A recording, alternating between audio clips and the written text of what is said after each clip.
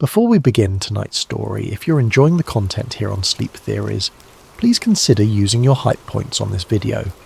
It truly helps the channel grow more than you could possibly know, and it allows us to keep bringing you these deep dives into the unexplained. Also, if you'd like, drop a comment letting us know what time it is where you are and where in the world you're listening from. We absolutely love seeing where everyone is tuning in from, but only if you want to share. Now let's get into tonight's investigation. What if the child who came home wasn't entirely the same child who disappeared? There's a photograph that haunts the internet. You've probably seen it. A small boy, dirty and exhausted, wrapped in a blanket, staring into a camera with eyes that seem far too old for his face. The rescue photo from June 2022, taken moments after 3-year-old Ryker Webb was found alive in the Montana wilderness after vanishing for 2 terrifying nights. The world celebrated a miracle. Parents everywhere felt relief wash over them. Search and rescue teams were praised as heroes. The story had a happy ending. But if you look closer at that photograph, if you read between the lines of the official reports, if you listen to the whispers from Lincoln County, Montana, you'll find something else entirely. Something that suggests the miracle wasn't as simple as a lucky find. Something that implies those 2 days in the woods changed more than just a frightened child's perspective. This is the story of what really happened to Ryker Webb, or at least what might have happened. Because the truth, as you'll soon discover, has been carefully managed, quietly buried, and deliberately obscured. My name is Elena Ferguson, and I'm a journalist from Spokane, Washington. I spent a year investigating this case, and what I found will make you question everything you thought you knew about missing children, wilderness survival, and the things that live in places humans rarely venture. Intro: the photo that never made sense. June 5, 2022, Montana. When Ryker Webb walked out of those woods, when search teams found him inside an abandoned shed nearly 2 miles from his home, the relief was universal. News outlets ran the story with headlines like "Miracle in Montana" and "Toddler beats the odds." His parents wept with joy. The community of Troy, a tiny outpost in Lincoln County with barely 1,000 residents, exhaled collectively. But I remember seeing that photograph for the first time and feeling something other than relief. Call it journalistic instinct or maybe just human intuition. But something was wrong with the picture. Not technically wrong. The image was clear enough. The rescue workers looked appropriately concerned. The blanket wrapped around the boy was standard issue emergency gear. It was his face that bothered me. His hair looked different. Matted, yes, from 2 nights in the rain, and cold. But there was something about the way it framed his features that seemed older somehow, as if he had aged more than 48 hours. His expression didn't match what you would expect from a 3-year-old who just endured a terrifying ordeal alone in bear country. There was no crying, no reaching for parents, no visible fear or relief. Just this calm, almost watchful stare. And his eyes. God, his eyes looked wrong. Not injured or diseased, but wrong in a way I couldn't articulate then and still struggle to explain now. They looked like they'd seen something no child should see. Something no adult should see, for that matter.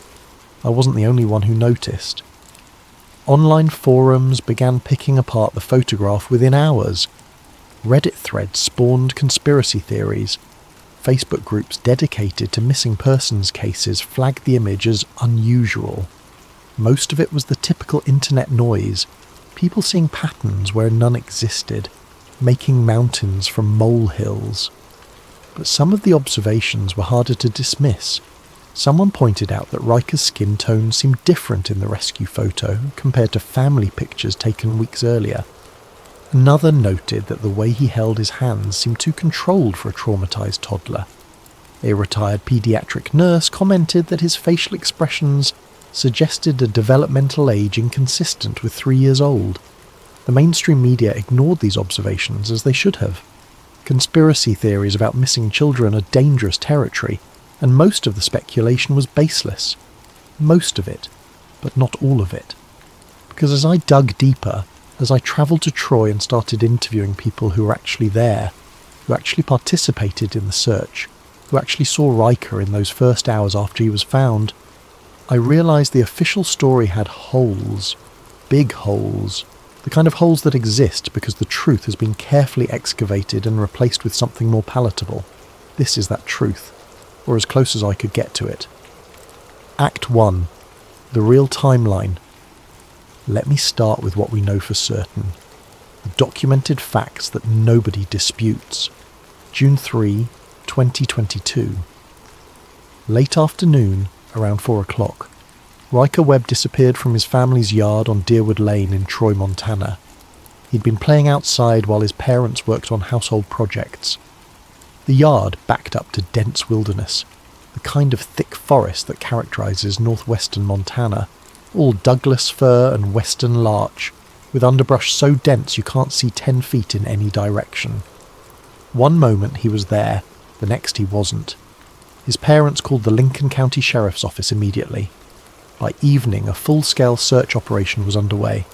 Ground teams, ATVs, tracking dogs, air support with helicopters, everything you'd mobilise for a missing child in mountain country.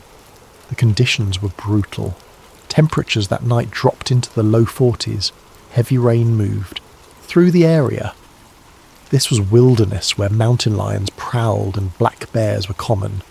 The terrain was unforgiving, full of cliffs and ravines and abandoned mining cabins from Montana's resource extraction past. The search continued through June 4th and into June 5th. 72 hours of coordinated effort involving dozens of volunteers, professional search and rescue teams, and law enforcement from multiple agencies. Then, on the morning of June 5, almost exactly 48 hours after he vanished, Ryker was found inside a shed on Pine Ridge Road, approximately 2 miles from his home.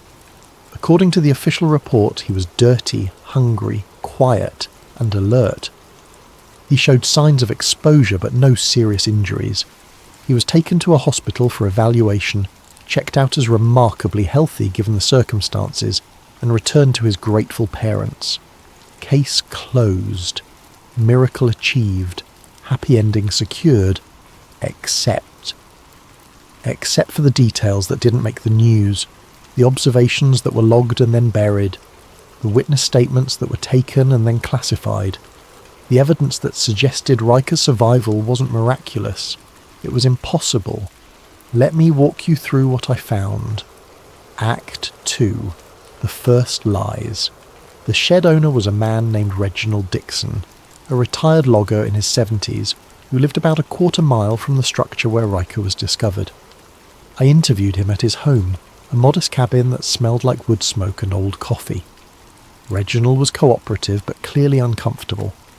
He told me the shed had been locked the last time he checked it, over a week before Ryker disappeared. He hadn't stored food there, no blankets, no supplies that might help a child survive. Just tools, he said, staring at his hands. Old equipment I don't use much anymore. The door had a padlock on it. I'm certain of that.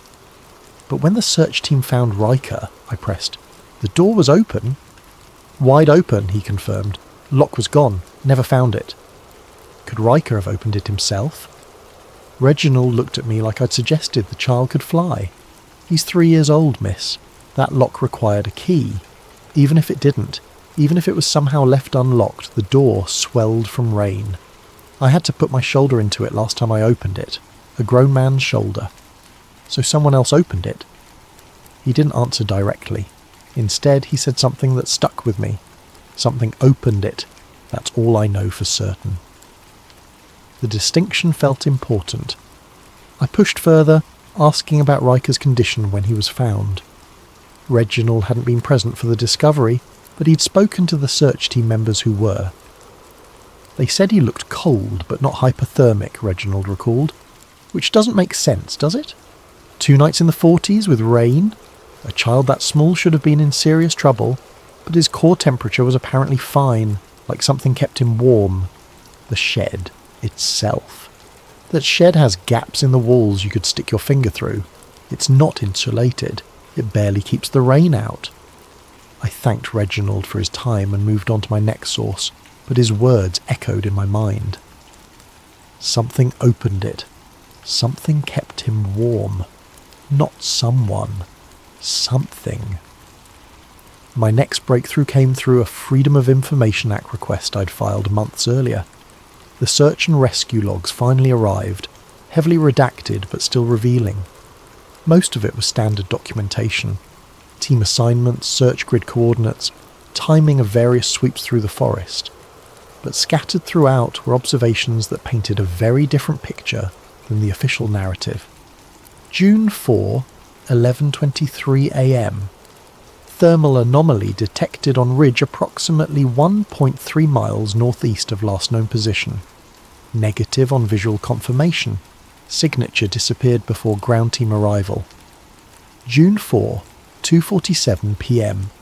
Multiple thermal signatures appear and disappear rapidly in Sector 7. Equipment malfunction suspected but unconfirmed. Signatures do not match known wildlife patterns. June 4, 7:15 p.m. Team 3 reports audible childlike vocalization from unreachable location. Cliff face prevents access. Vocalization ceased before climbing equipment deployed.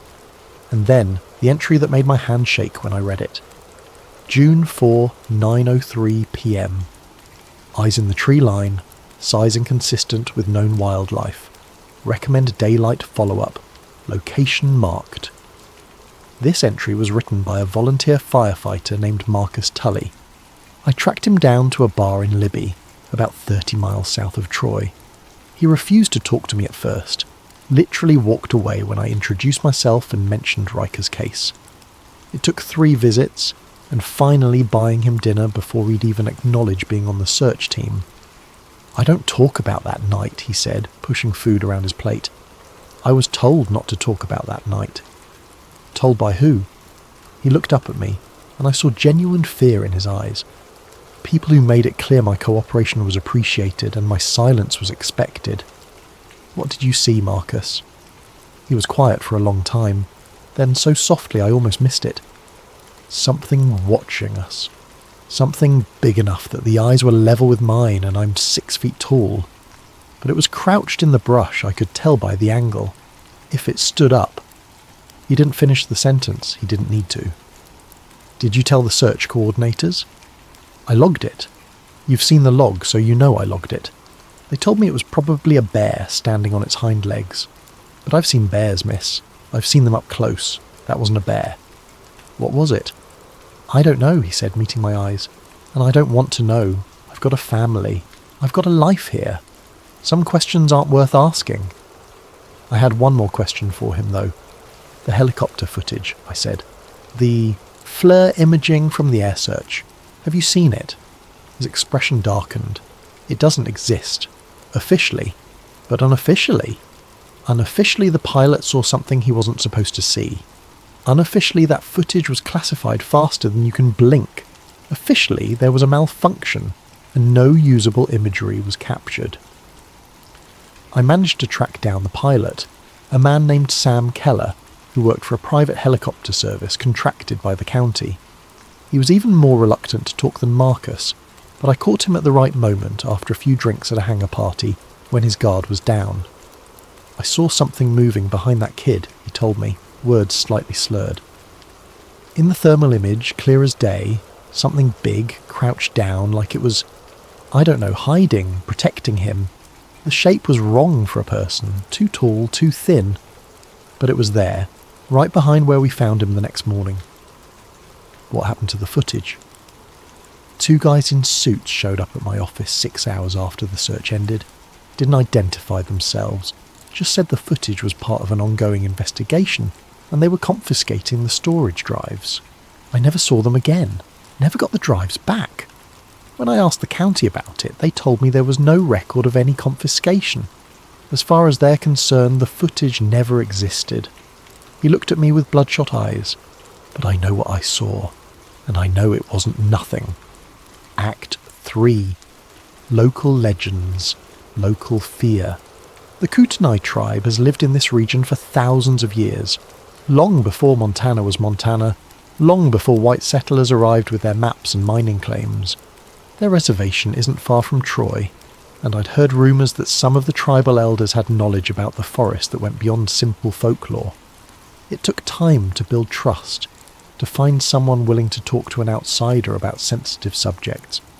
But eventually, through a contact at the Tribal Cultural Centre, I was introduced to an elder named Joseph Running Bear. We met at his home, a modest house surrounded by pines, where he served me tea and studied me with eyes that seemed to see more than I was comfortable with. "You're asking about the Webb boy," he said. It wasn't a question. "Yes, Mr. Running Bear. I'm trying to understand what happened to him." He nodded slowly. "The forest near Troy has been different. For as long as our people have memory, we have stories about that place. Old stories." "What kind of stories?" "Stories about the mimics, the lost ones, the things that live in the deep woods and sometimes take interest in humans, especially children." He poured more tea, taking his time, choosing his words carefully. "Our legends speak of beings that can imitate human voices, especially the voices of children. They call out in the dark, leading people astray. But sometimes, rarely, they do the opposite. Sometimes they protect. Protect who? The innocent, the vulnerable, children who wander into their territory."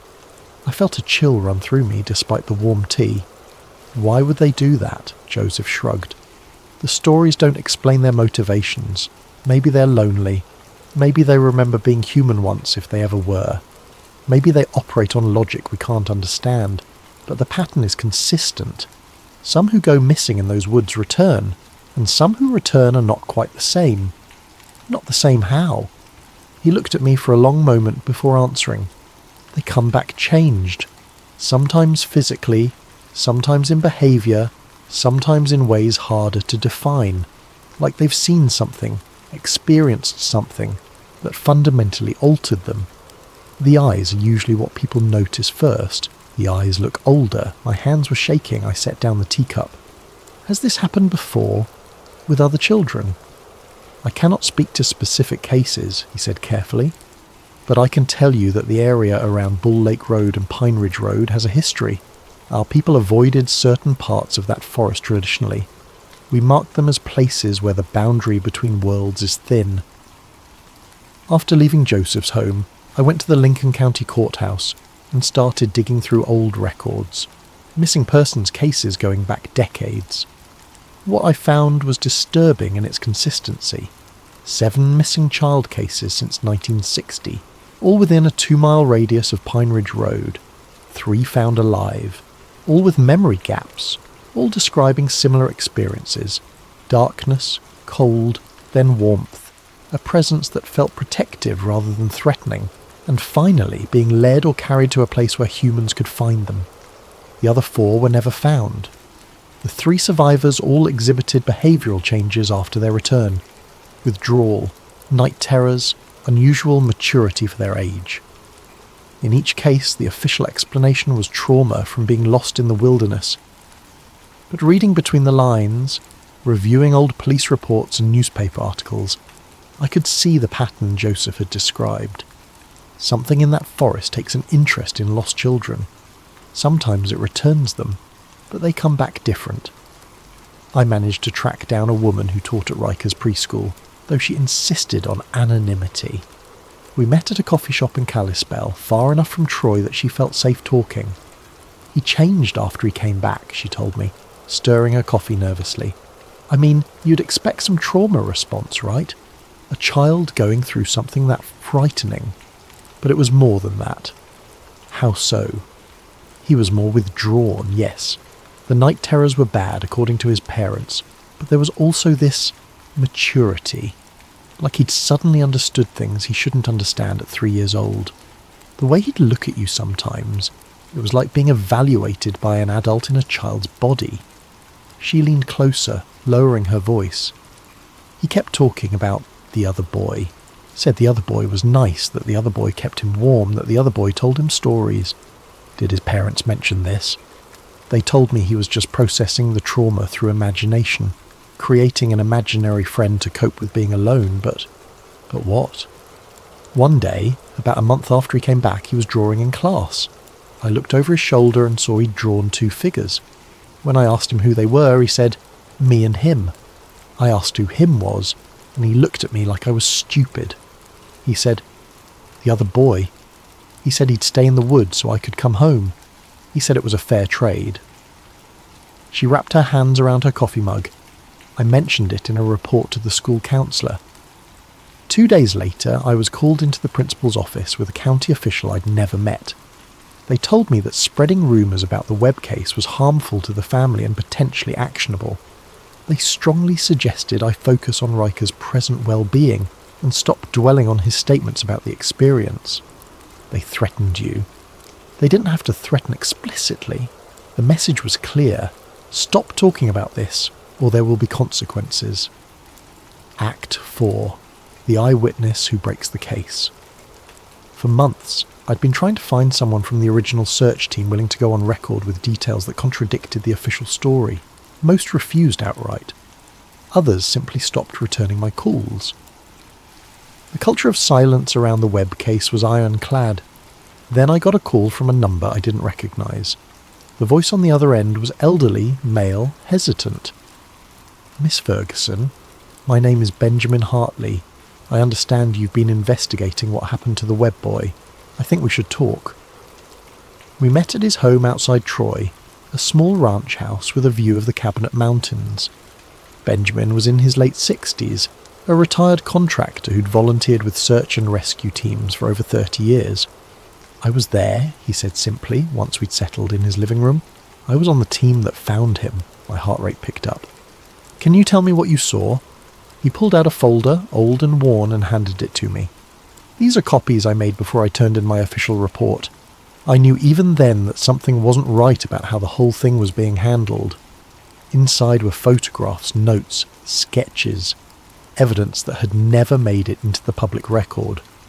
"We found footprints," Benjamin said, pointing to one of the photos, next to where Ryker had been. Small footprints consistent with a child his size, but there were others. The photograph showed depressions in the mud near the shed. Alongside the small prints were larger ones, much larger, and they were barefoot. "Human?" I asked. "Shaped like human feet," Benjamin corrected, but the proportions were wrong. Too long, too narrow, and the stride length suggested something tall. Very tall. How tall? Based on them spacing, I'd estimate 7 feet, maybe more. He showed me another photograph, this one showing drag marks in the dirt. These led to the shed. Short marks, like something was being carried. The spacing and depth suggested significant weight, more than a 3-year-old child, like whatever was carrying him was heavy enough to sink deeper into the ground. Could it have been an animal? A bear? Benjamin shook his head. "I've tracked animals my whole life. These weren't animal prints. And there were these other impressions." He pointed to circular marks in another photograph. "We couldn't figure out what made these. They were too regular to be natural, too random to be man-made. One of the guys on my team said they looked like a deer standing on its hind legs might make, but that's absurd." "What did the sheriff's office say?"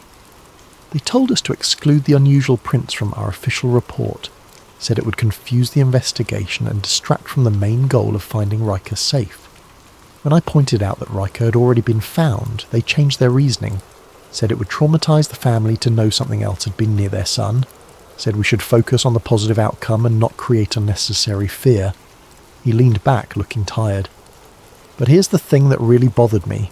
When we actually found Ryker, when we approached the shed, the door was standing wide open. Not just unlocked, open, like something had just left. Did you see anything?" "No, but I felt it. We all felt it.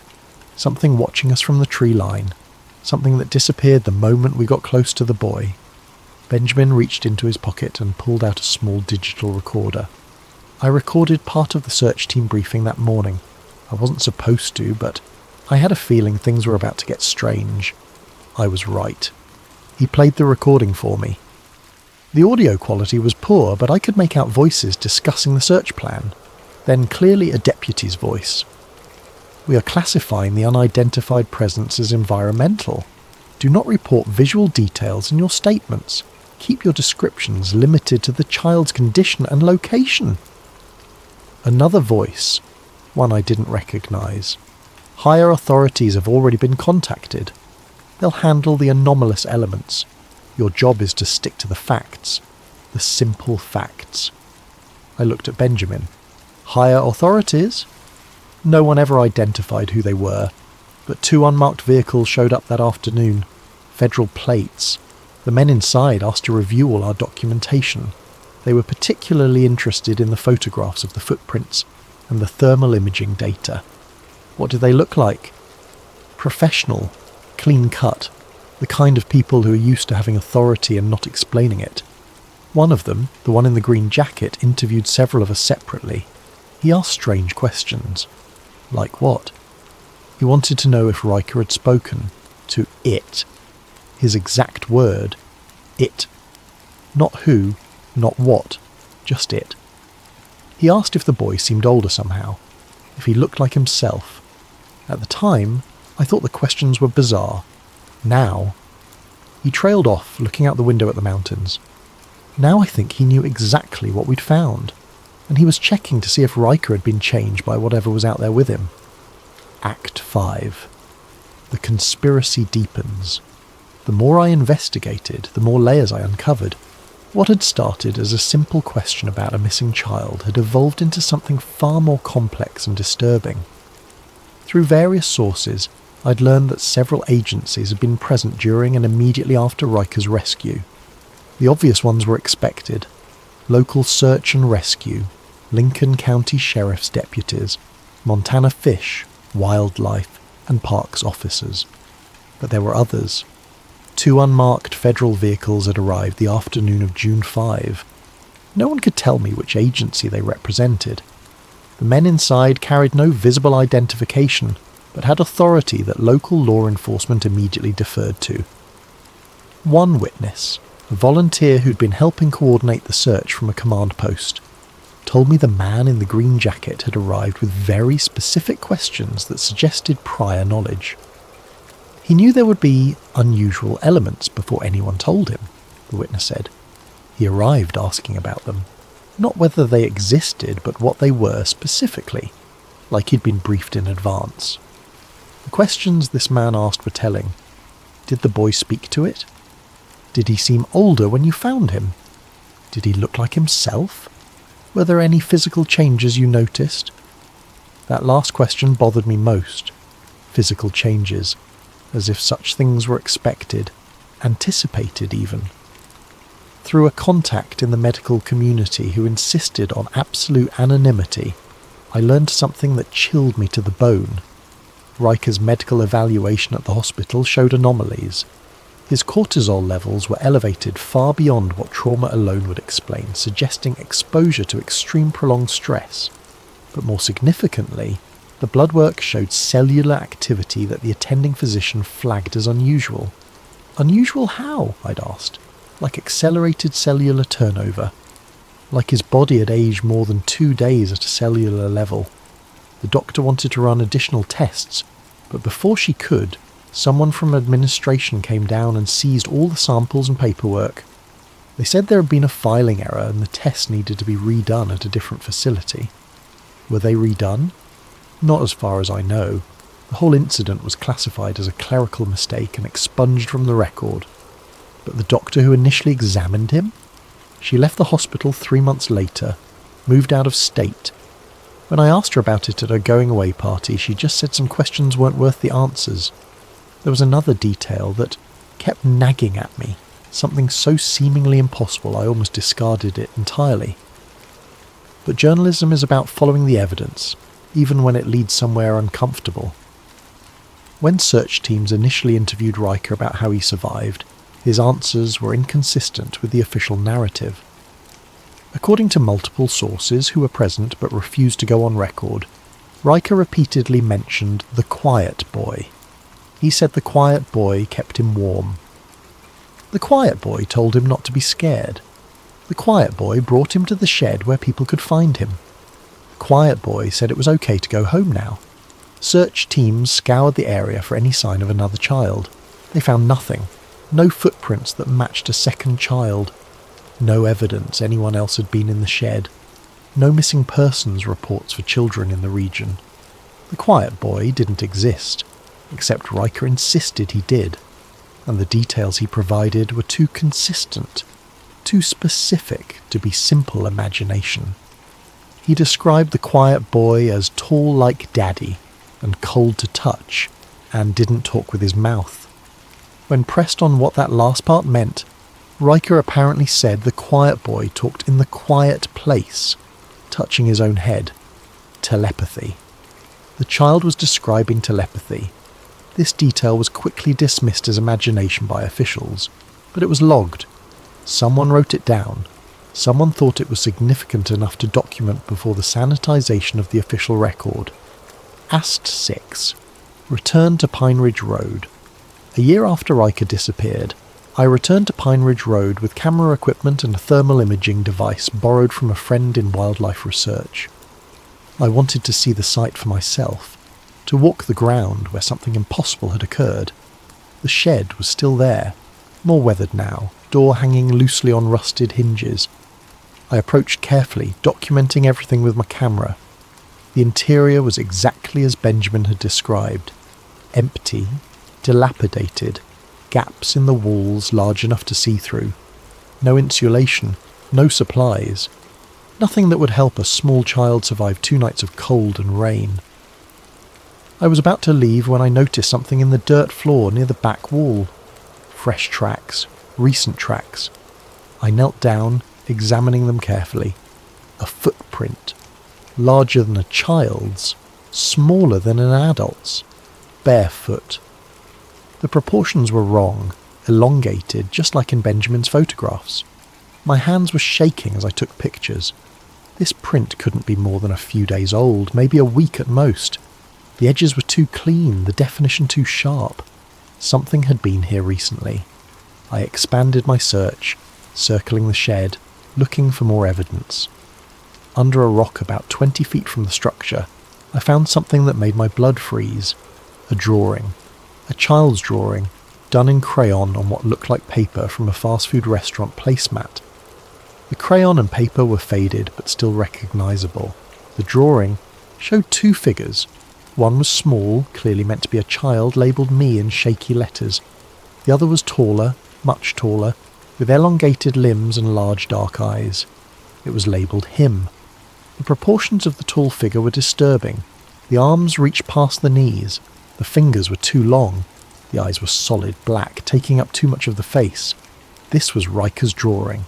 It had to be. The style matched what a 3-year-old could produce. But how did it get here? Had his parents brought him back to the site? Had he left it here himself during some return visit?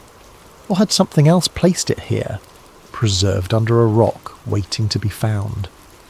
I pocketed the drawing and continued my investigation as the sun began to set. I'd planned to leave before dark, but something compelled me to stay.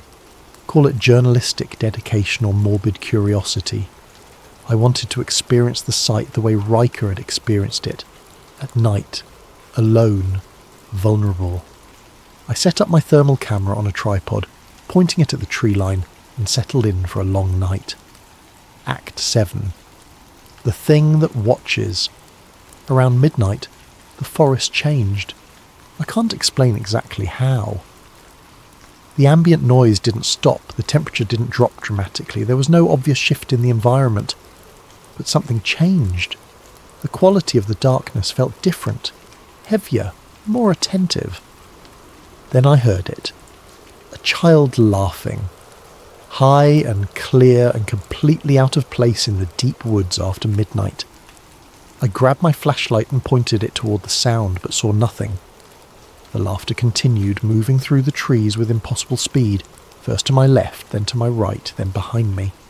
My rational mind screamed that it was an animal, a fox or a bird, something with a call that mimicked human sounds. But my instinct knew better. This was laughter. Human laughter. A child's laughter. Then it spoke. "Hello?" A child's voice. Ryker's voice. I recognised it from news footage I'd watched dozens of times, but Ryker was miles away, safe at home with his parents. "Hello? Are you lost?" The voice was getting closer. I fumbled with my thermal camera, pulling up the display screen with trembling hands. 2 heat signatures appeared in the image. One was child-sized, standing about 30 yards into the tree line. The other was larger, much larger, crouched behind the first.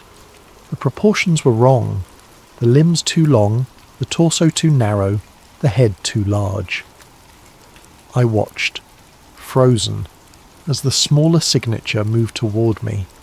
The larger one stayed back, unmoving, just watching. "Are you lost?" Child's voice asked again, now close enough that it should have been visible even in the darkness. But I saw nothing with my eyes. Only the thermal camera showed the approaching heat signature. When it was about 15 feet away, it stopped. The larger signature behind it shifted, rising slightly as if preparing to move. Then both vanished. Not gradually, not walking away, just gone, as if they'd been switched off. I sat there in the darkness for another hour, shaking, watching the thermal display for any sign of their return. Nothing. The forest was empty. At dawn, I packed up my equipment and examined the area where the signatures had been. The ground was soft from recent rain. There should have been footprints if something physical had been there. There were. Small barefoot prints, child-sized, and larger ones behind them, the same elongated proportions as the print I'd found in the shed. They led deeper into the forest, toward the ridge where search teams had reported thermal anomalies during Ryker's disappearance. I followed them for about 100 yards before they simply ended at the base of a large cedar tree. Not faded, not obscured, just ended, as if whatever made them had ceased to exist at that exact spot. Conclusion. What came back? I spent another 2 months investigating, interviewing more witnesses, filing more records requests, trying to build a coherent picture of what happened in those woods. The truth, as best as I can determine it, is this. Ryker Webb wandered into the forest on June 3, 2022. Something found him there. Something old. Something that lives in the places humans rarely go. Something that operates on logic we don't understand. This something kept him alive. Protected him from the cold, the rain, the predators. Led him to a structure where humans would eventually find him. And then, when rescuers arrived, it disappeared back into the wilderness. But protection came with a price. Ryker returned physically unharmed but fundamentally changed. His eyes looked older because he'd seen something humans aren't meant to see. His behaviour changed because he'd experienced something children shouldn't experience.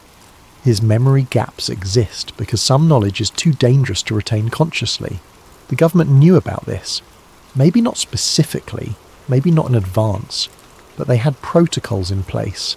They arrived quickly, they seized evidence, they suppressed unusual details, they intimidated witnesses into silence. Which suggests this has happened before. The pattern of missing children in that area going back decades, the tribal legends about the mimics and the lost ones, the federal response that was too coordinated to be improvised. Something lives in those woods near Troy, Montana. Something that occasionally takes an interest in lost children. Sometimes it returns them, but they always come back different. The official story says Ryker Webb survived alone through luck and the resilience of children. The official story is a lie. A necessary lie, perhaps, because the truth would raise too many questions, create too much panic, fundamentally challenge our understanding of what shares this world with us. But the truth remains, hidden in redacted documents and suppressed testimonies, and the haunted eyes of a child who spent 2 nights in the presence of something impossible. Ryker Webb didn't survive alone. Something helped him. Something the forest keeps hidden. Something that watches, even now, from the tree line. Something that returns children. But not always the same. I returned to the site one final time before leaving Montana. I stood at the edge of the forest, looking into the shadows between the trees, and I felt it watching me. Not threatening, not hostile, just observing, deciding perhaps if I was worth engaging with. I left the drawing I'd found under the same rock where I'd discovered it. I don't know why. It felt like the right thing to do, like returning something to its rightful owner. As I drove away, I glanced in my rearview mirror. At the tree line, barely visible in the fading light, stood a figure. Too tall, too thin, too still to be human. It raised one elongated hand in what might have been a wave. Then it stepped back into the shadows and was gone. I haven't been back to Troy since. But sometimes, late at night, when the world is quiet and the boundary between possible and impossible feels thin, I think about Ryker Webb. I wonder what he remembers from those 2 days. I wonder what he was told by the quiet boy who kept him warm. I wonder what fair trade was made in that dark forest. And I wonder if, someday, something will come to collect. This has been the story of the 2 days Ryker can't remember. Or perhaps, the 2 days he's not allowed to remember. The truth remains out there, in the woods near Troy, in the places humans rarely venture, in the shadows between the trees. Some mysteries are solved, some are buried, and some, like this one, simply wait in the darkness, patient and timeless, for the next lost child to wander into territory that was never really ours to begin with. Thank you for listening. Stay safe out there. And if you ever find yourself lost in the deep woods and something offers to help you find your way home, remember Ryker's story before you accept, because protection always comes with a price. And sometimes the cost isn't paid until long after you think you've made it home safely. Good night.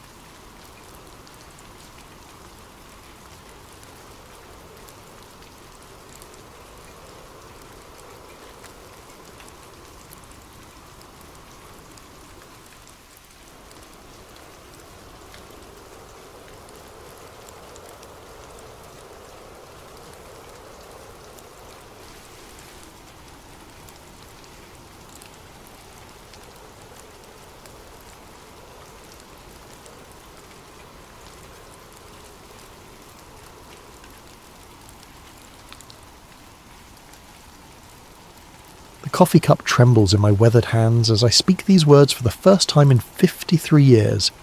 My name is Detective Raymond Kowalski, retired SFPD, and I'm dying. The doctors give me 3 months, maybe 4 if I'm lucky. But luck ran out for me the day I opened that damned Alcatraz file. They said Frank Morris and the Anglin brothers drowned in the frigid waters of San Francisco Bay on June 11th, 1962. The FBI closed the case. The warden slept easy. America's most infamous prison maintained its perfect record. But I found things I was never meant to see. Things that made me understand why some truths are buried deeper than bodies. This is my confession. Not of crimes I committed, but of the crime I witnessed. The systematic erasure of 3 men who may have pulled off the impossible, only to disappear into something far worse than death. If you're listening to this recording, it means I'm gone, and maybe, just maybe, the truth can finally surface from the depths where it's been drowning all these years. It was October 1968 when Lieutenant Carson dropped the manila folder on my desk like it was radioactive.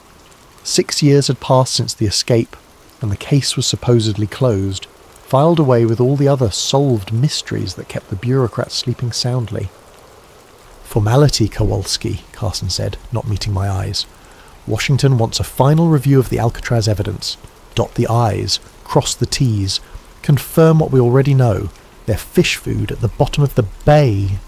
I should have known something was wrong by the way he said it. Carson was a straight shooter, the kind of cop who looked you in the eye when he talked. But that day, he stared at the wall behind me like the words might crawl off it and bite him. The file was thinner than I expected for the most famous prison break in American history. Basic escape details, witness statements from guards, the makeshift raft materials found on Angel Island. Nothing I hadn't read in the newspapers. Too clean, too neat. "Why me?" I asked. Carson finally looked at me then, and I saw something in his eyes I'd never seen before. Fear. "Because you're thorough, maybe too thorough. They want this done right." He left me with those cryptic words and a growing certainty that this formality was anything but routine. I started with the obvious inconsistencies. The first was a car theft report from Marina District, filed 3 days after the escape. A 1959 Chevrolet, stolen from outside a boarding house. The owner, Mrs. Eleanor Hutchins, told police she saw 3 men walking away from the vehicle, heading toward the waterfront. When she called out to them, one turned and tipped his hat. "Polite as you please." "They had manners," she told the responding officer. "Real gentlemen. You don't expect that from criminals." The report was buried on page 47 of miscellaneous incident files. No follow-up, no investigation, no mention in the official Alcatraz case summary. Then there was the paddle, a crude wooden oar carved from driftwood, found by a fisherman near Richmond Bridge, 20 miles upriver from where the currents should have carried any debris. The fisherman, Miguel Santos, reported it to park rangers, who logged it as miscellaneous beach debris. No connection made to the escape, despite the timing and craftsmanship that clearly showed prison workshop techniques. But it was the witness statement that made my blood run cold. A night security guard at Fisherman's Wharf reported seeing 3 men in work clothes boarding a small fishing boat around 4 a.m. on June 12th. One of them had distinctive ears, prominent, almost pointed, just like John Anglin's mugshot description. The guard's statement was taken, filed, and apparently forgotten. When I tried to interview him, I learned he'd quit his job 2 weeks after the incident and moved back to Oregon. No forwarding address. "Don't dig too deep on this one, Ray," Carson warned me when I briefed him on my preliminary findings. "Some stones are better left unturned." That's when I knew I was onto something bigger than a prison break. The Anglin family farm in Ruskin, Florida felt like stepping into a different century. Spanish moss hung from ancient oaks, and the humid air carried the scent of orange blossoms and old secrets. Robert Anglin, the surviving brother, met me on the front porch with the wary eyes of a man who'd been expecting bad news for 6 years. "Federal agents been by here 4 times, he said without preamble, each time asking the same questions, getting the same answers. "My brother's drowned. That's what you want to hear, ain't it?" But his wife, Marie, had different ideas. After Robert went to tend the cattle, she pulled me aside in her kitchen, glancing nervously at the windows. "Christmas cards," she whispered, her voice barely audible above the ticking grandfather clock. "Every year since '63, no return address, just signed J&C in handwriting that looks mighty familiar." She showed me a shoebox filled with holiday cards, generic drugstore variety, postmarked from different cities: San Francisco, Los Angeles, Phoenix, Mexico City. The handwriting was careful, disguised, but there were telltale loops and slants that matched samples I'd obtained from the prison records. "Why haven't you told the FBI?" I asked. Marie's laugh was bitter. "You think we haven't tried? First agent said they were hoaxes. Second one confiscated them as evidence. Third one threatened to charge us with obstruction if we kept spreading false hope. These here are copies I made before they took the originals. Photographs came out next. 3 pictures, slightly blurry, showing 2 men in work shirts standing outside what appeared to be a South American cantina. The faces were partially obscured by shadows and hat brims, but the bone structure, the posture, the way one man favoured his left leg, it all matched the Anglin brothers' physical profiles. Woman from church. Her daughter married a missionary. Sent these from Brazil in '65, Marie explained. Said these 2 Americans worked construction jobs, paid cash, kept to themselves, spoke English with Florida accents. I studied the photos with a magnifying glass. The man on the left had a distinctive scar on his forearm, a scar I remembered from Clarence Anglin's prison medical records, sustained in a workshop accident at Atlanta Federal Penitentiary. FBI says they're look-alikes, Marie continued. Coincidence, but a mother knows her son's detective. Even in shadows, even across oceans, those are my boys. The fear in her eyes wasn't the fear of grief or false hope. It was the fear of someone who knew more than she was saying, someone who'd been warned to keep quiet. As I left the farm that evening, I noticed a dark sedan parked down the country road, 2 figures visible in the front seats. When I drove past, they turned away, but not before I caught a glimpse of federal license plates. The Anglins were being watched. After 6 years, the dead men's family was still under surveillance. That night in my motel room, I spread out everything I'd gathered so far. The car theft, the paddle, the witness statements, the cards and photographs. Individually, they could be dismissed as coincidence or wishful thinking. Together, they painted a picture that made my hands shake as I wrote my preliminary report. Frank Morris and the Anglin brothers hadn't drowned in San Francisco Bay. They'd made it to shore, stolen transportation, and somehow managed to disappear into the wind. The question that kept me awake until dawn wasn't whether they'd survived the escape. It was why the government was so determined to pretend they hadn't. The National Archives building in Washington, D.C. has the kind of institutional grandeur designed to make visitors feel small and insignificant. As I walked through its marble corridors in November 1968, carrying my credentials and a growing list of questions, I felt exactly as intended. The records clerk, a thin man with wire-rimmed glasses and the pallor of someone who spent his days in basement filing rooms, greeted my request with practiced bureaucratic indifference. Alcatraz escape files? Let me check the catalogue. He disappeared into the labyrinthine storage system, returning 20 minutes later with a puzzled frown. That's odd. The primary files show as transferred to federal custody in 1964, no longer available for review. Transferred where? Doesn't say. Just lists the authorization code. Project Paperclip Archive classified. Project Paperclip. Even a street cop from San Francisco knew that designation. The program that brought Nazi scientists to America after World War II. Why would an escape case be filed under intelligence classifications? What about the secondary files, witness statements, evidence logs? Another search, another apologetic shrug. Also transferred, same authorization. I spent 3 days in Washington, following leads that turned to smoke and asking questions that generated only nervous silence. At FBI headquarters, my request for case consultation was politely denied. At the Bureau of Prisons, I was told the relevant personnel were unavailable for comment. Even my police credentials and Lieutenant Carson's authorization letters seemed to carry no weight. It was Agent Patricia Hendricks, a bureau analyst I'd worked with on a previous case, who finally gave me the truth over drinks in a Georgetown bar.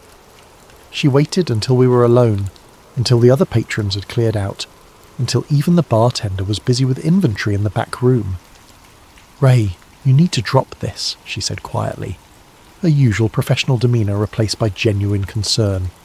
"The Alcatraz case isn't cold. It's radioactive." "What does that mean?" Patricia glanced around the empty bar before continuing. Internal memo came down in '65. Any agent pursuing Alcatraz leads beyond the official drowning conclusion would be transferred to Alaska or worse. 3 agents have been quietly reassigned since then.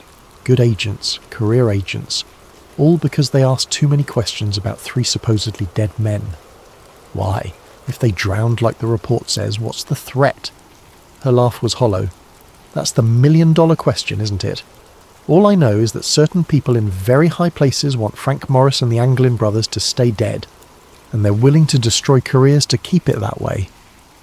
She slid an envelope across the table. I couldn't get you the files, but I managed to copy some of the index pages before they were sealed. Names, dates, reference numbers. Maybe you can piece together what we're not supposed to know. The documents were fragmentary, frustratingly incomplete, but they told a story that made my blood run cold. Cross-references to CIA front companies, mentions of asset recovery protocol, transfer authorization signed by officials whose names I recognised from the intelligence community. Most disturbing was a memo dated July 1962, just 1 month after the escape. Subjects may possess operational value. Recommend immediate field assessment rather than standard fugitive protocols. Operational value, not the language you'd use for bank robbers and car thieves. That night, in my Washington hotel room, I called Lieutenant Carson to report my findings. The conversation was brief and cryptic. "Ray, you need to come home. Now. I've got leads here, Lieutenant. Real leads. The leads will be there when you get back, if you get back. There are people asking questions about your questions, and those people have resources we don't. Come home." The line went dead. I packed quickly, checking the hallway twice before leaving my room. During the taxi ride to the airport, I noticed the same black sedan in my mirrors that had followed me from the archives building 3 days earlier. Back in San Francisco, Carson met me at the airport personally, something he'd never done before. His first words were a warning. "Your hotel room was searched yesterday. Professional job. Nothing taken, nothing damaged, but they wanted you to know they'd been there." As we drove through the city, he filled me in on developments from my end. Miguel Santos, the fisherman who found the paddle, died in a car accident outside Portland last week. Single vehicle collision on a straight road, clear weather, and Mrs. Hutchins, the lady who saw the car theft, moved to Phoenix, left no forwarding address. Her old neighbours say federal agents visited her the day before she left. The pattern was becoming clear. Anyone connected to evidence contradicting the official narrative was disappearing, voluntarily or otherwise. The Alcatraz case wasn't just closed, it was being actively suppressed by people with resources and authority I couldn't match. "What do I do, Lieutenant?" Carson pulled over and turned to face me. In 30 years of police work, I'd never seen him look so serious. "You write a report confirming the drowning theory. You file it properly. You forget everything you've learned, and you pray that's enough to keep you breathing." But I couldn't forget. The faces in those photographs. The fear in Mary Anglin's eyes. The systematic elimination of evidence and witnesses. Somewhere out there, the truth was buried so deep that powerful people were willing to destroy lives to keep it hidden. The question was whether I was brave enough, or stupid enough, to keep digging. Tony the Fish Marconi wasn't the kind of informant you'd find in a police procedural manual. A small-time smuggler with ties to both San Francisco's waterfront and various federal agencies that preferred not to be named, Tony survived by knowing when to talk and when to disappear. When he agreed to meet me at a dive bar in North Beach, I knew the information would be worth the risk. "You're playing with fire, detective," he said, stirring his whiskey with a nicotine-stained finger. "The Alcatraz thing? That ain't just a prison break, that's connected to some heavy government business." "What kind of business?" Tony glanced around the dim bar, noting the exits, the other patrons, the bartender's attention. Old habits from a life lived in the shadows. "You ever hear of something called the Prometheus Group?" I shook my head. Private contractors, black budget operations, the kind of people who make problems disappear for Uncle Sam. Word on the street is they were running recruitment out of the Bay Area in the early 60s, looking for specific types, intelligent, adaptable, morally flexible, men who'd already proven they could operate outside the law. The implications hit me like a physical blow. "You're saying Morris and the Anglins were recruited?" "I'm saying Morris had an IQ of 133 and a talent for planning that impressed even the prison psychologists. The Anglin brothers were mechanical geniuses who could improvise solutions from scrap metal and determination. During the Cold War, those were valuable skills." Tony drained his whiskey and signalled for another. "Think about it. 3 men plan the perfect escape from America's most secure prison. They disappear without a trace, despite the biggest manhunt in federal history. Either they're criminal masterminds beyond anything we've seen, or they had help. Professional help. What kind of help? The kind that comes with new identities, transportation, and assignments in places where questions aren't asked. South America was crawling with intelligence operations in the 60s. Cuba, Chile, Brazil, all potential flashpoints that needed experienced operators who couldn't be traced back to Washington. The theory was insane, but it explained the evidence I'd uncovered. The systematic suppression of information, the classified file transfers, the fear I'd encountered at every level of government. If the Alcatraz escape had been a recruitment operation disguised as a prison break, then admitting the men survived would expose a covert program that violated everything America claimed to stand for. There's another possibility, Tony continued, his voice dropping to barely above a whisper. Maybe they weren't recruited. Maybe they stumbled onto something they weren't supposed to see. Such as, Alcatraz was more than a prison detective. It was a research facility, mind control experiments, interrogation techniques, pharmaceutical trials, the kind of work that required subjects who couldn't complain to their congressman. What if Morris and the Anglins saw something during their time there? What if their escape wasn't about freedom, it was about exposure? My mind reeled with the implications. If the escapees had witnessed classified experiments, their capture wouldn't result in a return to prison. It would result in permanent silence. I've heard whispers, Tony continued. Black sites in Nevada, facilities that don't appear on any government maps, places where inconvenient people go to be forgotten, the kind of places where 3 escaped prisoners might end up if they knew too much. He finished his second whiskey and stood to leave. One more thing, Detective. You know why they call it the Prometheus Group? I shook my head. Prometheus stole fire from the gods and gave it to humanity. The gods punished him by chaining him to a rock where eagles ate his liver for eternity. Some gifts come with a price that never stops being paid. After Tony left, I sat in that dim bar for another hour, trying to process what he'd told me. 3 theories, each more disturbing than the last. Theory 1. Cold War recruitment. The escape was facilitated by intelligence agencies looking for deniable assets. Morris and the Anglins were extracted, given new identities, and deployed to international hotspots where their criminal skills could serve national interests.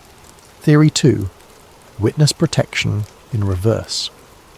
The men had seen classified activities at Alcatraz and escaped to avoid being silenced. Their continued existence threatened to expose government programs that officially didn't exist. Theory 3. The darkest possibility. They were captured alive after the escape and disappeared into the black site system, spending the rest of their lives as test subjects or interrogation practice for intelligence agencies that viewed them as expendable assets. Each theory explained the evidence I'd gathered. Each theory justified the extreme measures taken to suppress the truth. And each theory meant that Frank Morris and the Anglin brothers faced something far worse than drowning in San Francisco Bay. They faced erasure from history itself. 6 months later, against direct orders from Lieutenant Carson and my own better judgment, I found myself on a flight to Rio de Janeiro. The lead had come through Tony Marconi's network, a bartender in Ipanema who claimed to remember 2 American men matching the Anglin's description, regulars at his establishment from 1971 to 1978. They paid cash, spoke little Portuguese, and never talked about their past, the bartender Carlos told me through a translator. But they were different from other expatriates, more careful, always watching the exits, never sitting with their backs to the door. The description matched surveillance training, the kind of operational security taught to intelligence assets. Carlos produced a photograph taken during a Christmas party in 1975, a grainy image showing 2 men at the edge of the celebration, their faces partially obscured but their body language unmistakably American.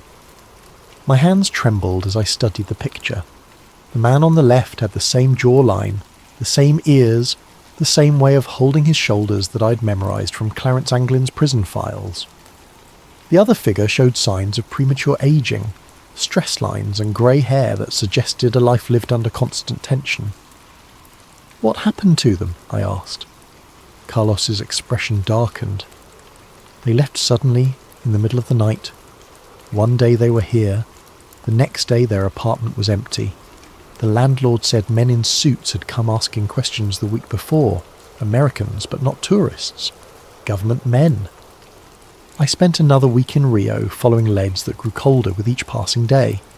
The apartment building where the mystery Americans had lived was scheduled for demolition, its records mysteriously lost in a fire. The bank where they had allegedly maintained accounts had no record of American customers from that period. Every trail ended in convenient dead ends and missing documentation. On my final night in Brazil, I was approached by a man claiming to be a freelance journalist who'd been investigating the same story. We met at a beachside cafe in Copacabana, the sound of waves masking our conversation from potential surveillance. "You're the American detective asking about the Alcatraz escapees," he said without preamble. It wasn't a question. I neither confirmed nor denied, waiting for him to continue. "I've been working this story for 3 years," he said, following reports of American fugitives throughout South America. "The trail is real, detective, too real. These men lived here, worked here, built lives here. But every time I get close to proof, the sources disappear. Witnesses relocate. Documents vanish. I've had my hotel room searched, my phone tapped, my sources intimidated." He slid a manila envelope across the table. "This is everything I've gathered. Photographs, witness statements, financial records, hidden in different locations for 3 years, copied and recopied to prevent loss. It's yours now." "Why?" "Because I'm done." Yesterday, I received a visit from 2 men with American accents and no identification. They politely suggested that my investigation was endangering people I cared about. They showed me photographs of my sister's children playing in a park in Sao Paulo. Very clear photographs. Very recent photographs. The envelope contained a treasure trove of evidence. Bank records showing regular deposits to accounts held by men with obviously false Brazilian identities. Employment records from construction companies that had hired American workers without proper documentation.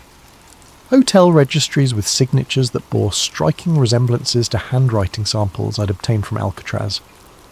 Most compelling was a photograph dated 1976 showing 3 men at a construction site in the Amazon basin. 2 matched the Anglin brothers' physical descriptions. The third was older, lean, with the kind of penetrating stare I remembered from Frank Morris's mugshot. All 3 wore work clothes and hard hats, looking like ordinary labourers except for their distinctly American postures and expressions. But like every other lead I'd followed, this one ended in frustration and fear. When I tried to contact the construction company, I learned it had been dissolved in 1979. The site where the photograph was taken was now underwater, flooded by a dam project that had relocated the entire local population. The pattern was always the same. Evidence of survival followed by systematic elimination of that evidence. Either I was chasing ghosts or someone with vast resources was staying 1 step ahead of every investigation. My flight back to San Francisco was delayed by mysterious mechanical problems.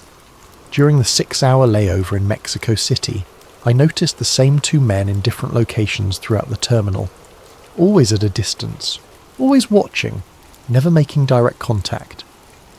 When I finally boarded the plane, they weren't among the passengers. Lieutenant Carson met me at San Francisco International with news that made my blood run cold. "Federal marshals raided your apartment yesterday, Ray. Warrant signed by a judge I've never heard of, for evidence in a case they wouldn't specify. They took everything, your files, your notes, your photographs, everything connected to Alcatraz." In the car ride home, he handed me an official-looking document. "Transfer orders, effective immediately. You're being reassigned to the robbery division. Your Alcatraz investigation is officially terminated." "On whose authority?" "Authority high enough that questioning it would end both our careers." Carson's voice carried a weight I'd never heard before. "Ray, I've been a cop for 28 years. I've seen corruption, cover-ups, and conspiracies, but I've never seen anything like this. The pressure to shut you down is coming from levels of government I didn't know existed." He pulled over in a secluded area of Golden Gate Park and turned to face me directly. "Whatever you found down there, whatever you think you know, it's not worth your life. These people have made careers disappear for asking the wrong questions. They can make people disappear too." As he spoke, a black sedan with government plates drove slowly past us. its occupants clearly visible through tinted windows that somehow allowed us to see their faces while hiding their expressions. The message was unmistakable. We were being watched, our conversation monitored, our future actions carefully noted. That night, alone in my ransacked apartment, I realised the full scope of what I was up against. This wasn't just a cover-up of a prison escape. It was the systematic suppression of a truth so dangerous that the most powerful government in the world was willing to destroy lives to protect it. Frank Morris and the Anglin brothers hadn't just escaped from Alcatraz, they'd escaped into a shadow world where truth became enemy of the state, where survival meant accepting lies, and where the greatest prison of all was the silence that surrounded their fate. But silence, I was beginning to understand, has its own way of speaking to those willing to listen. 25 years passed like pages torn from a calendar and scattered by the wind. I worked robbery division, collected my pension, and tried to convince myself that some truths were better left buried. The Alcatraz case became a ghost that haunted my dreams, 3 faces staring at me from the depths of San Francisco Bay, asking why I'd abandoned the search for their story. Then came January 2013, and a letter that changed everything. The History Channel documentary was running old Alcatraz footage when the phone rang. It was my former partner, Jimmy Chen, now working cold cases for the FBI. His voice carried the excitement of a man who'd stumbled onto something extraordinary. "Ray, you need to see this. Someone sent a letter to the Bureau claiming to be John Anglin. Says he's dying of cancer, wants to make a deal. Information about the escape in exchange for medical treatment." My hands shook as I read the photocopied letter Jimmy brought to my house that evening. The handwriting was shaky with age and illness, but certain flourishes matched the Christmas cards Marie Anglin had shown me decades earlier. The details were specific, accurate, insider knowledge that only someone who'd lived through the escape could possess. "It's a hoax," Jimmy said, watching my reaction. "Has to be. FBI handwriting analysis says inconclusive. Could be authentic, could be someone who studied the case extensively. But I knew better. The letter wasn't just about the escape. It mentioned details that had never been made public. References to guard rotation patterns that were classified. Descriptions of cell modifications that weren't in any official report. Knowledge that could only come from someone who'd been there, who'd lived through those final months of preparation. "There's more," Jimmy continued. "The letter mentions a meeting place, coordinates in the Bay Area, where supposedly Frank Morris left something hidden before the escape. Information that was too dangerous to carry. The writer claims it's still there, waiting for someone brave enough to look. The coordinates led to a section of Angel Island State Park, near the spot where the makeshift raft materials had been found 51 years earlier. Against every instinct for self-preservation I'd developed, I found myself hiking those trails the following weekend, searching for something I couldn't name. It was hidden in a cave that didn't appear on any park maps, sealed behind rocks that looked natural but showed tool marks when examined closely. A waterproof container, military surplus from the 1960s, containing documents that made my blood run cold. Guard schedules from Alcatraz, annotated with personal notes about corruption and smuggling operations. Photographs of prison officials meeting with men in expensive suits who didn't appear in any government directories. Financial records showing payments from offshore accounts to wardens and guards who lived far beyond their official salaries. Most damning was a handwritten journal in Frank Morris's distinctive script, documenting what he'd witnessed during his time at Alcatraz. The prison wasn't just housing criminals, it was housing witnesses to government activities that violated constitutional protections. Political prisoners who'd been disappeared from the mainland. Foreign nationals being held without diplomatic notification. Test subjects for psychological experiments that would later be revealed as part of the MKUltra program. The final entry, dated 2 days before the escape, was prophetic in its certainty. We're not breaking out to be free, we're breaking out to stay alive.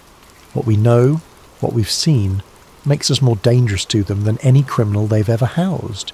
If we stay, we disappear quietly. If we escape and get caught, we disappear loudly. Our only chance is to vanish completely and hope the truth survives us. The documents explained everything. The official insistence on the drowning theory, the suppression of evidence, the systematic elimination of witnesses. The Alcatraz escape wasn't a crime to be solved. It was a national security incident to be contained. Morris and the Anglins hadn't just witnessed classified activities. They documented them, created a record of government crimes that could destroy careers and topple administrations. Their escape was both an act of desperation and a gamble that someday someone would be brave enough to tell their story. Reading those pages in the dim light of that hidden cave, I finally understood the true scope of the self-destruction paradox. The very actions taken to hide the truth had preserved it. The efforts to silence witnesses had created evidence. The attempts to erase history had documented it in detail. But understanding the truth and proving it were different challenges entirely. The men who'd orchestrated the cover-up were dead or retired, their crimes protected by classification systems and institutional amnesia. The witnesses were gone, scattered or silenced by 5 decades of systematic intimidation. Yet the letter kept haunting me. Someone claiming to be John Anglin, dying and desperate, reaching out across 50 years of silence to offer one final revelation. The FBI had dismissed it as a hoax, but their dismissal felt too quick, too certain, too reminiscent of the patterns I'd seen decades earlier. Late at night, when the pain in my chest reminded me of my own mortality, I wondered about the fates of 3 men who'd gambled everything on an impossible escape. Had they found freedom in the jungles of South America? Had they lived out their days under assumed names, carrying secrets too dangerous to share? Or had they been caught, disappeared into black sites where their knowledge died with them? The letter writer claimed John Anglin had survived into the 21st century, living with the weight of knowledge that could never be shared, watching as history branded him a criminal, while the real criminals wore badges and held office. If true, it was a torture more cruel than any prison cell, to know the truth and be unable to speak it, to carry justice in your heart while injustice wore your name. I kept the documents for 6 months before making my decision. They couldn't stay hidden. Too many people had died to protect these secrets, and too many others deserved to know the truth. But releasing them publicly would accomplish nothing except getting me killed and the evidence destroyed. Instead, I chose a different path. I copied everything, hid the copies in locations scattered across the country, and left instructions for their release upon my death. If the government wanted to suppress the truth, they'd have to do it posthumously, when I could no longer be intimidated or eliminated. The original documents I returned to their hiding place on Angel Island, along with my own written account of the investigation. Future generations might find them, might understand what they represented, might finally give Frank Morris and the Anglin brothers the justice they'd been denied for over half a century. But justice, I was learning, was a luxury the living could rarely afford. It was a gift we could only leave for the dead, a truth we could only speak when our own voices had been silenced. The morphine makes it difficult to focus, but I need to finish this recording while I still can. The doctors say hours now, maybe a day if I'm stubborn enough to fight the inevitable. I've been fighting for 78 years. What's one more battle against the darkness? I've spent 53 years carrying the weight of what I learned about Frank Morris and the Anglin brothers. 53 years of waking up in cold sweats, wondering if today would be the day federal agents knocked on my door with a permanent solution to my inconvenient knowledge. 53 years of looking over my shoulder, checking my rearview mirror, and jumping at unexpected phone calls. The truth is a heavy burden when you're carrying it alone. I don't know if Frank Morris and the Anglin brothers lived out their days in Brazilian freedom, sipping caipirinhas on Ipanema Beach and laughing at the federal agents who'd spent decades searching for their corpses. I don't know if they died namelessly in some government facility, their final words lost in soundproof rooms designed to swallow screams. But I do know this with absolute certainty. They didn't drown in San Francisco Bay on June 11th, 1962. The evidence was always there for anyone brave enough to look past the official narrative. The car theft, the witness statements, the photographs from South America, the Christmas cards signed with familiar initials, each piece individually dismissed as coincidence or hoax, but collectively forming a picture of survival that powerful people needed to deny. The government's insistence on the drowning theory wasn't about maintaining Alcatraz's reputation or protecting prison security. It was about hiding activities that violated every principle America claimed to represent. The research programs, the intelligence operations, the systematic elimination of witnesses, all of it justified by national security classifications that turned constitutional protections into classified waste paper. Morris and the Anglins weren't just criminals who pulled off the perfect escape. They were inconvenient witnesses to state-sanctioned crimes, men whose continued existence threatened to expose a shadow government that operated beyond law, beyond oversight, beyond accountability. Their escape became their crime, their knowledge became their death sentence, their survival became a national security threat that required decades of cover-ups, intimidation, and murder to contain. I've left evidence of everything I'd discovered, hidden in multiple locations protected by legal arrangements that will trigger automatic release upon my death. Some truths are too important to die with the men who discover them. The morphine is winning now, and the room is getting darker. But before I fade away, I want to leave you with this final thought. Alcatraz was never escape-proof because its walls were too high or its waters too cold. It was escape-proof because the government made survival more dangerous than imprisonment, freedom more terrifying than captivity. The greatest prison isn't built with stone and steel. It's built with silence and fear, with official denials and convenient accidents, with careers destroyed and witnesses disappeared. Frank Morris and the Anglin brothers didn't die in San Francisco Bay. The Bay didn't kill them. The silence did. And silence. Silence is the strongest prison of all.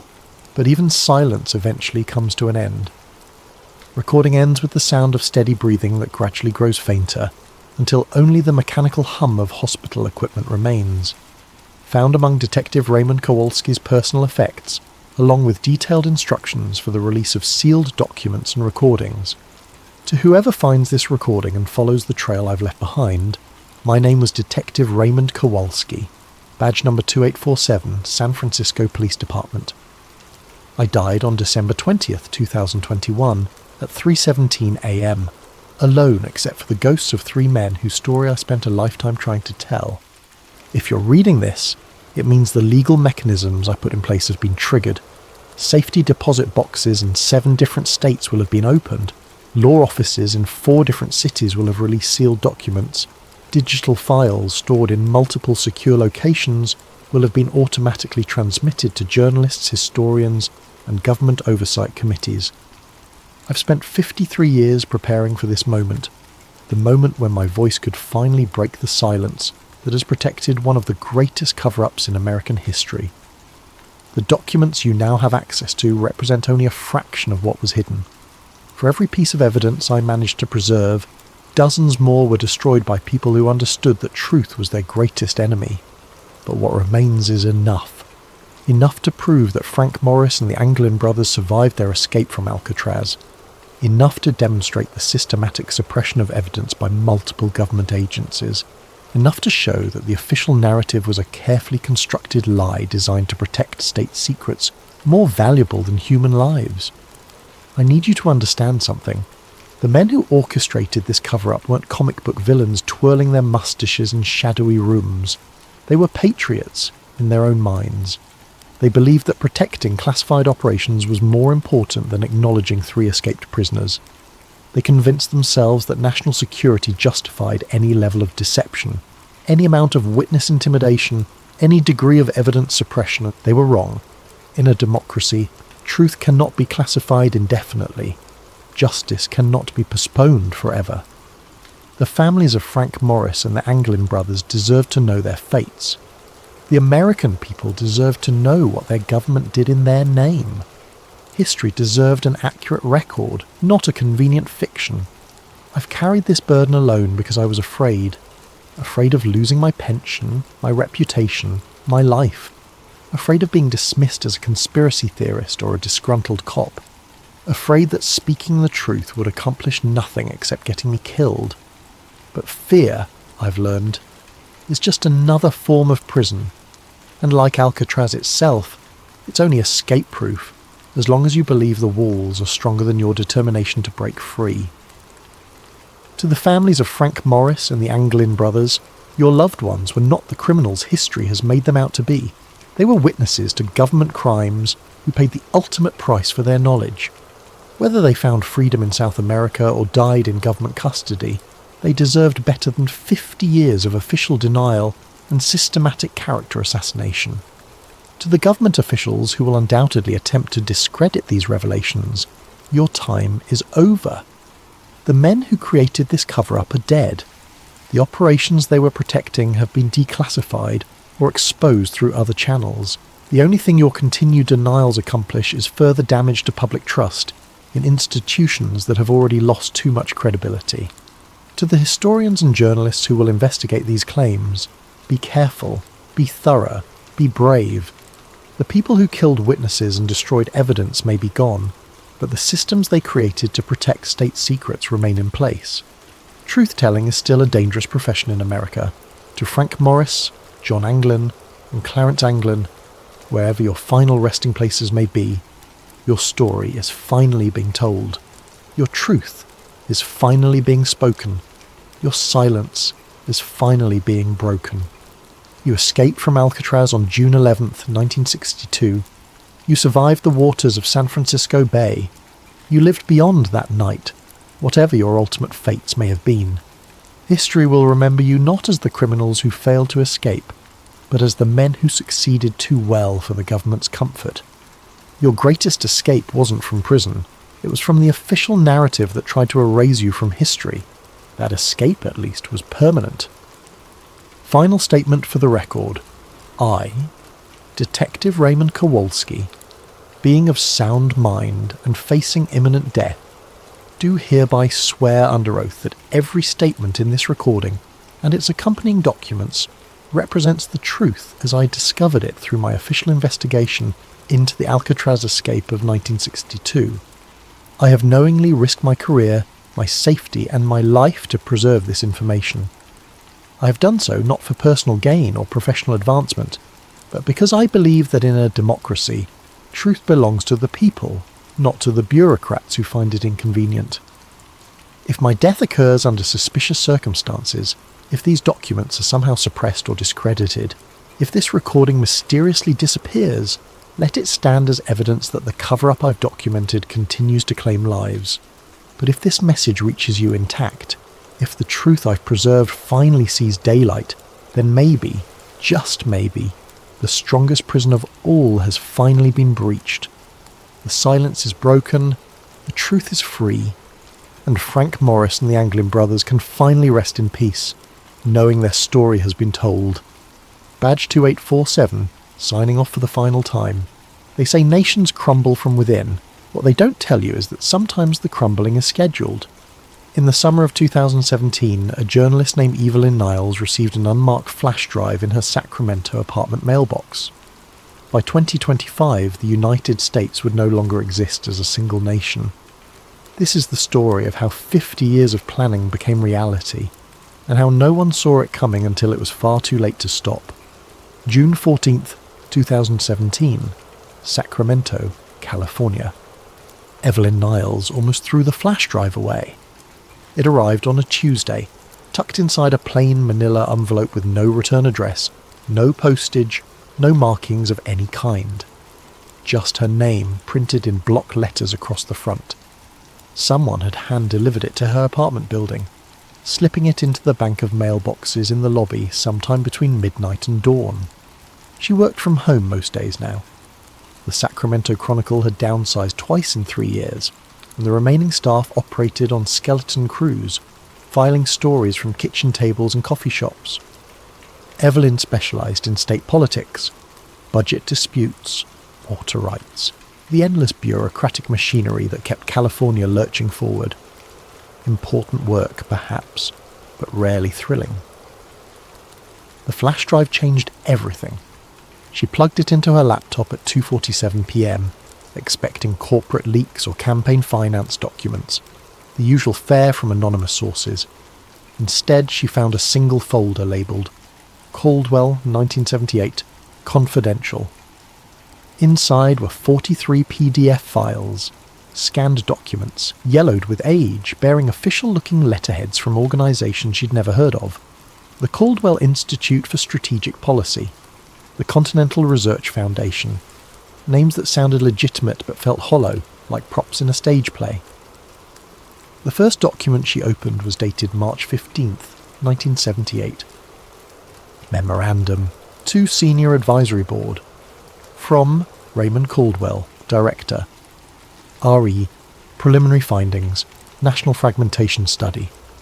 Our initial models suggest that the current federal structure will become unsustainable by 2010 to 2015.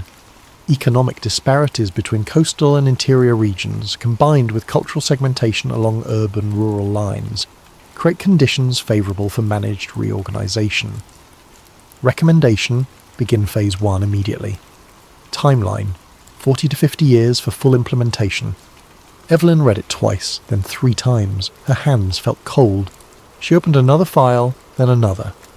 They were all like this: clinical, detached analyses of how the United States could be divided into autonomous regions, not through war or revolution, but through careful policy engineering, economic incentives, cultural programming, infrastructure management. The documents described it like urban planning, as if reshaping a nation were no different than rezoning a neighbourhood. One memo, dated 1979, outlined something called the Caldwell Plan. Executive summary: the Caldwell Plan proposes a 50-year initiative to transition the United States from a centralised federal system to a confederation of 2 autonomous federations, the Western Federation and the Central Eastern Union. This reorganisation will occur through 5 phases. Phase 1, 1980 to 1990. Economic divergence through selective federal investment. Phase 2, 1990 to 2005. Cultural segmentation via media and education policy. Phase 3, 2005 to 2020. Infrastructure separation and regional identity reinforcement. Phase 4, 2020 to 2023. Legislative decentralisation and governance autonomy. Phase 5, 2023 to 2025. Formal recognition of federal dissolution. Key principle: the transition must appear organic. Public perception must interpret these changes as natural evolution rather than coordinated policy. Evelyn sat back from her laptop, staring at the screen. This was insane. A conspiracy theory dressed up in bureaucratic language, except the documents looked real. Authentic typewriter fonts, proper formatting, official seals, and the dates. She checked her phone. Current events flooded her newsfeed. Power grid failures across the Midwest, the Western Governors Council meeting in Portland, California's announcement of an independent coastal trade initiative. She opened a new browser tab and started searching for Caldwell Institute. Nothing. No website, no Wikipedia entry, no archived news articles. The organisation had vanished completely, as if it never existed. But someone wanted her to find these documents. Someone who knew what they meant. Evelyn created an encrypted backup of the drive, uploaded it to 3 separate cloud servers, then called the only person she trusted with something like this. Marcus Webb answered on the second ring. "I need you to look at something," she said. "Can you come over?" "When?" "Now." Marcus Webb had worked cybersecurity for 15 years before burning out and becoming a freelance data analyst. He was methodical, paranoid, and one of the few people Evelyn knew who understood how information moved through networks, official and otherwise. He arrived at her apartment 90 minutes later, carrying his laptop bag and looking sceptical. "This better be good," he said. "I turned down a contract call for this." Evelyn showed him the flash drive contents. Marcus read through the documents in silence, his expression shifting from doubt to concentration to something that might have been concern. When he finished, he ran forensic analysis on the PDF files, checking metadata, examining scan patterns, analysing paper texture and typewriter fonts. "These are legitimate period documents," he said finally. "The paper stock matches government forms from the late 70s. The typewriter is an IBM Selectric, standard issue for federal offices back then. The scanning was done recently, probably within the last 6 months, but the originals are real." How can you be sure? Because you can't fake this level of aging. Look at the foxing patterns on the paper, the way the ink has faded. This would require access to actual 40-year-old documents and period-accurate equipment. Why go to that trouble for a hoax? Evelyn pulled up her notes. I've been cross-referencing the timeline with real events.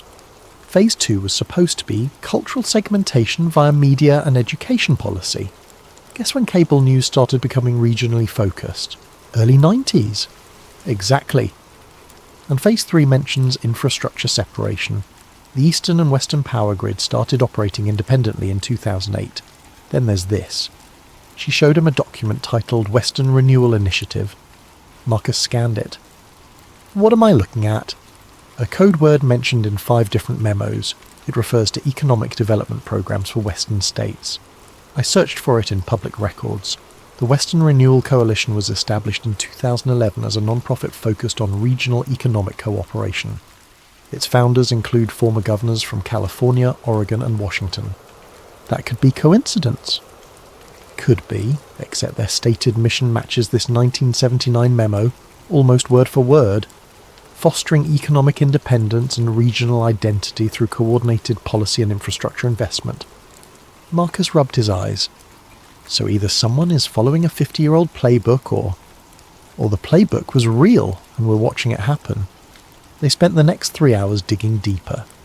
Evelyn focused on the organisations mentioned in the documents, while Marcus traced digital fingerprints, looking for patterns in policy implementation and media coverage. The Caldwell Institute had been a real think tank, founded in 1974 and officially dissolved in 1984. Its director, Raymond Caldwell, died in 1991, but its board members had scattered into influential positions, advisory roles in the World Bank, consulting contracts with tech companies, seats on corporate boards. One name appeared repeatedly, Thomas Brennan listed as senior policy architect in the documents. Evelyn found him easily enough. He was still alive, now 73 years old, living in a retirement community in Virginia. I'm going to call him, Evelyn said. Bad idea, Marcus replied. If this is real, you're already on someone's radar just by having these files. Then we need confirmation before publishing anything. I can't run a story based on old documents and pattern matching. That's conspiracy theory territory. Maybe that's the point. Make it sound crazy enough that no one believes it. Evelyn made the call anyway. Thomas Brennan's voice was thin and cautious when he answered, the sound of a man who had learned not to trust unexpected phone calls. This is Evelyn Niles with the Sacramento Chronicle, she began. I'm researching the Caldwell Institute and wondered if you might answer some questions about your work there. Silence stretched across the line for 5 long seconds. How did you get this number? He asked finally.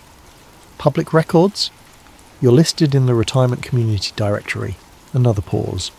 What specifically do you want to know? I've obtained documents suggesting the Institute was involved in long-term policy planning related to federal reorganisation. Documents that describe something called the Caldwell Plan. Can you tell me what that was? She heard breathing, the sound of a chair creaking. You shouldn't have those documents, Brennan said quietly, but they exist. Existing and being understood are different things. What you're looking at, if it's what I think it is, was theoretical work. Scenario planning. We modelled potential futures based on demographic and economic trends, that's all. The documents describe a specific implementation timeline. Models often do. It doesn't mean anyone intended to execute them. The Institute closed 40 years ago. Whatever you found is historical curiosity, nothing more. Then why does the timeline match actual events so precisely? Brennan was quiet for a long moment. When he spoke again, his voice had changed. Harder, more resigned. Listen carefully, Miss Niles. I'm an old man with nothing to lose, so I'll tell you this once. We built models, very sophisticated models that predicted how systems could evolve under certain conditions. Some people found those models useful, some people found them very useful.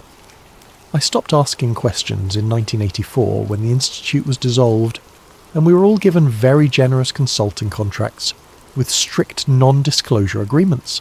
I took the money and moved on. Who found them useful? I don't know. I never knew. We provided research. What happened afterward was above my clearance level. Was there really a plan to divide the country? There were dozens of plans.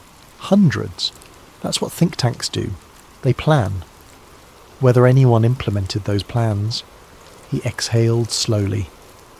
I've watched the news for 40 years, Miss Niles. I've seen things unfold that I remember modelling in conference rooms in 1978. Policies that match our recommendations. Programs that use our exact terminology. Maybe it's coincidence.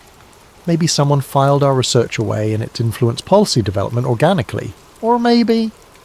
He didn't finish the sentence. Maybe what? Evelyn pressed. Maybe you should be very careful about what you publish. Goodbye, Miss Niles. The line went dead. Evelyn published nothing. Not yet. Instead, she spent 3 weeks following threads, pulling at connections, building a network map that sprawled across her office wall, red string connecting index cards with names, dates, organisations, the kind of thing she'd seen in movies and mocked as paranoid nonsense. Except the connections were real. The Caldwell Institute board members had dispersed into positions of influence. 3 had worked for major consulting firms that advised state governments on infrastructure development. 2 had held advisory positions in federal agencies during multiple administrations. 1 had founded a private equity firm that owned stakes in regional power companies. The pattern was too clean to ignore. Marcus found something even more concerning. Look at this, he said, showing up at her apartment unannounced one evening with his laptop. I've been analysing media coverage of regional issues over the past 30 years. Stories about urban-rural divide, coastal-interior economic disparity, cultural differences between regions. I used text analysis to track how these narratives evolved. He showed her a graph. This is frequency and sentiment over time. Notice anything? The graph showed periodic spikes, coordinated increases in coverage that appeared every few years, each spike amplifying regional identity and differences. It's almost rhythmic, Evelyn said. Right, like someone was scheduling it. So I dug into the sources. A lot of these stories trace back to the same research organisations, all funded by the same handful of foundations. Foundations that didn't exist before 1985. After the Caldwell Institute closed. Exactly. It's like they dissolved the official organisation but kept the operation running through a distributed network. No single entity anyone could point to, just a web of think tanks and foundations all pushing similar narratives. Evelyn felt a chill run through her. That's the Phase 2 objective, cultural segmentation through media and education policy. There's more, Marcus said. I found a deleted document on an archived server, government contract from 1997 for something called a social sentiment model. The contract was awarded to Brennan Systems Analysis, Thomas Brennan's consulting firm. He pulled up the recovered file. Contract abstract. Development of predictive modelling system for analysing regional cultural trends and public sentiment evolution. System will integrate advertising data, entertainment consumption patterns, and social network analysis to forecast attitude shifts and recommend policy interventions. They built a tool to engineer public opinion, Evelyn said slowly, not by forcing it, but by predicting it and nudging it in specific directions. And according to this contract, it was implemented across multiple federal agencies and private sector partners. It's probably still running. Evelyn stared at the screen. The implications were staggering. Not mind control or propaganda in the traditional sense, but something more subtle, a system that understood how culture moved and how to guide it. Invisible governance through algorithmic suggestions. We need to find out if it's still active, she said. I think I know someone who might know. Kara Chen worked in data architecture for a federal contractor. Marcus had known her for years, trusted her as much as he trusted anyone in that world. They met at a coffee shop in Oakland, away from cameras and network tracking. Kara was 35, sharp-eyed, with the exhausted look of someone who spent too much time reading code. She listened to Marcus's explanation without interruption, her expression unchanging. You're asking if the federal government is running a secret AI system that manipulates public opinion, she said when he finished. I'm asking if you've ever encountered anything like the social sentiment model in your work. Kara stirred her coffee, thinking. Not by that name, but there are systems. Every major agency has them now. predictive analytics, public sentiment tracking, resource allocation optimization. Most people assume it's just data analysis, better targeting for public information campaigns, more efficient policy implementation. But, Evelyn prompted, but some of the systems are old. Really old by tech standards. Core architecture from the late 90s, updated over time but never fully rebuilt. And they're interconnected in ways that don't make sense from a bureaucratic perspective. Treasury, commerce, homeland security, even education, they all plug into the same underlying data structures. What does that mean? It means someone designed them to work together from the beginning. Like they're all components of a larger system that nobody talks about. She paused. There's a code designation that shows up in legacy documentation sometimes. PODESTA. Nobody knows what it stands for. Most people assume it's just an acronym for some defunct department. Evelyn and Marcus exchanged glances. What does it do? Evelyn asked. That's the thing. It's not a department. It's a protocol. Emergency governance procedures that activate under specific conditions. National crisis, congressional paralysis, approval ratings below critical thresholds. When it activates, resource allocation and information distribution shift to automated systems until stability is restored. Automated how? Algorithmic decision-making. The system evaluates conditions and implements policy recommendations without waiting for human approval. It's sold as efficiency, making sure critical infrastructure keeps running during governmental dysfunction, but in practice it means an AI making governance decisions. Evelyn felt her pulse quickening. When was this implemented? The protocols were written in 1999, but the underlying architecture is older. Late 70s, early 80s. Someone built it into the system from the foundation. Has it ever activated? Kara hesitated. Officially? Number. But there have been anomalies. Policy implementations that seem to bypass normal channels. Budget allocations that appear without clear authorization. News cycles that shift in coordinated ways. Could be bureaucratic confusion. Could be something else. Could be the Caldwell plan executing itself, Marcus said. Kara looked at him sharply. What?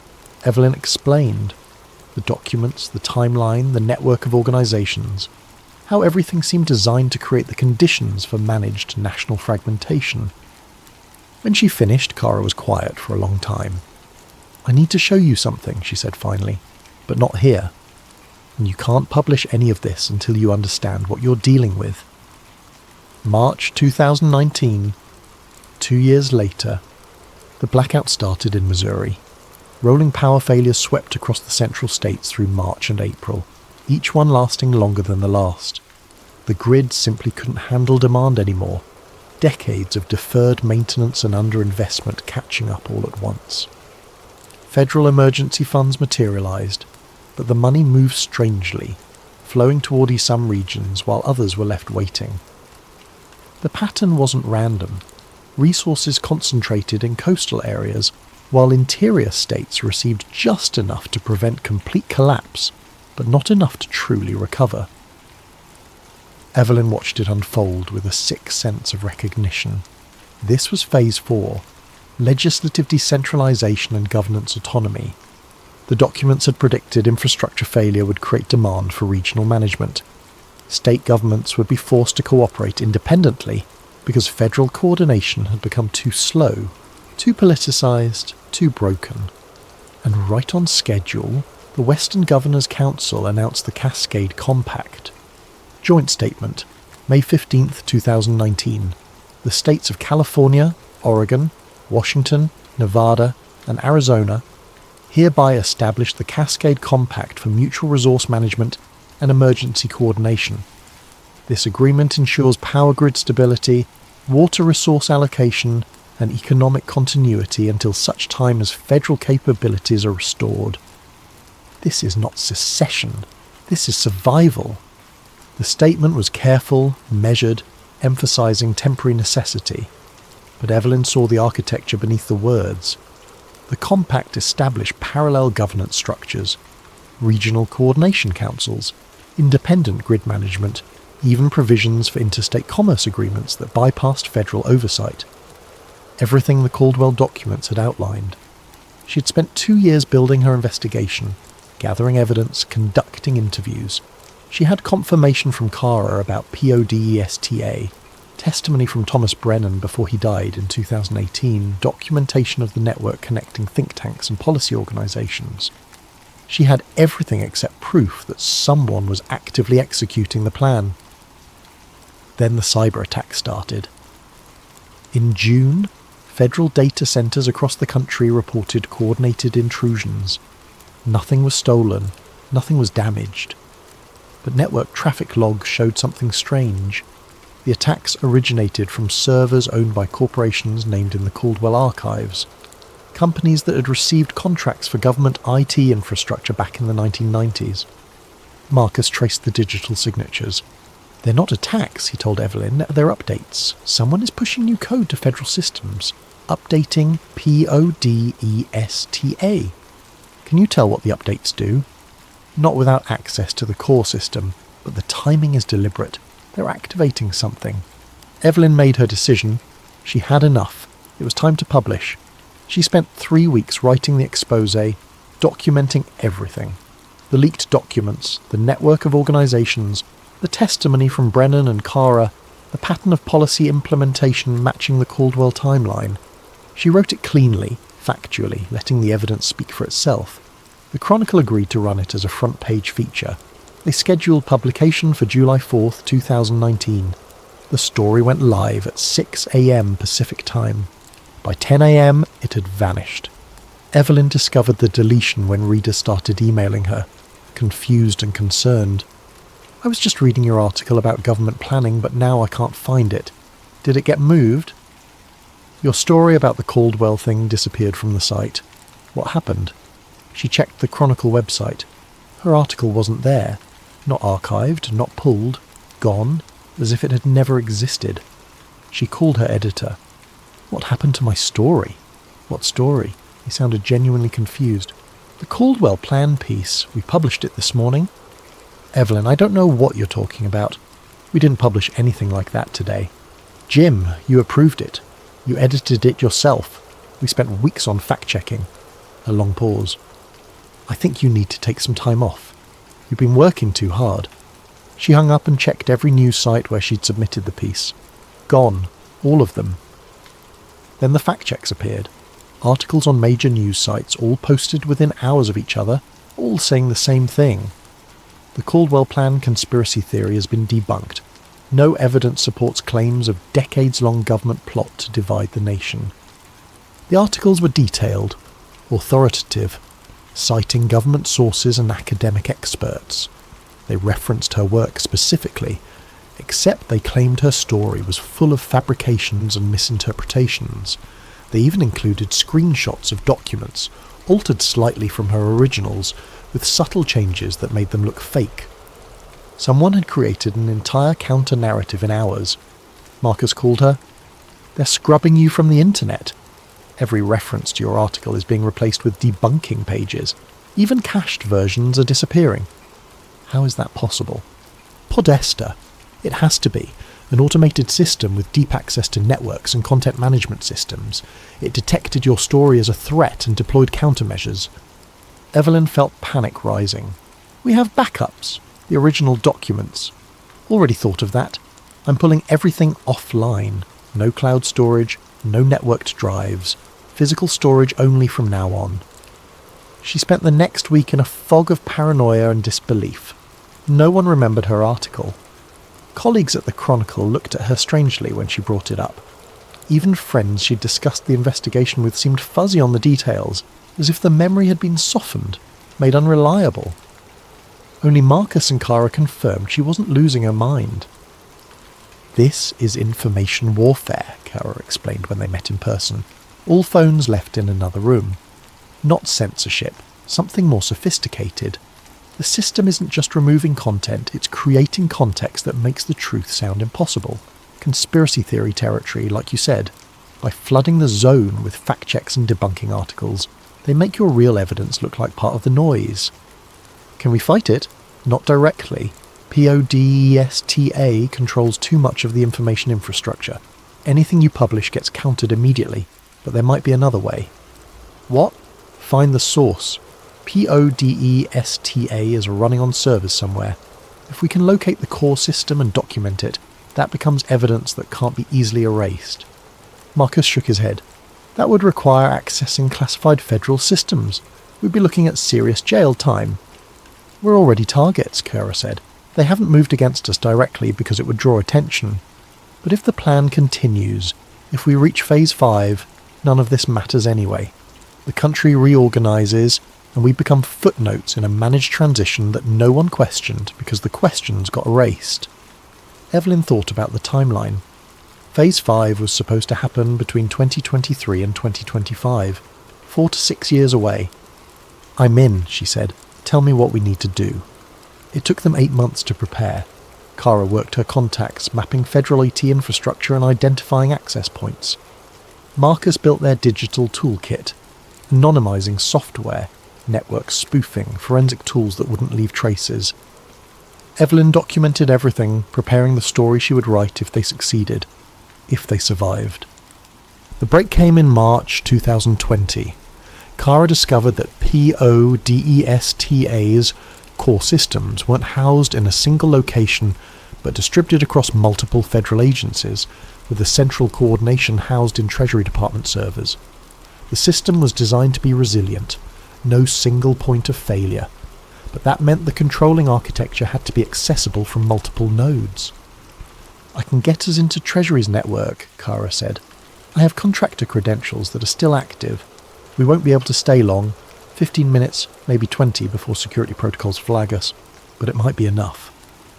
They chose a Sunday night in late March when staffing would be minimal. Kara initiated the access from a coffee shop in Arlington, Virginia, bouncing the connection through multiple proxy servers, while Marcus monitored network traffic and Evelyn recorded everything. The Treasury system opened like a vast cathedral of data. Endless directories of files, databases, communication logs. Kara navigated with practiced efficiency, following the digital signatures they traced from the cyber attacks.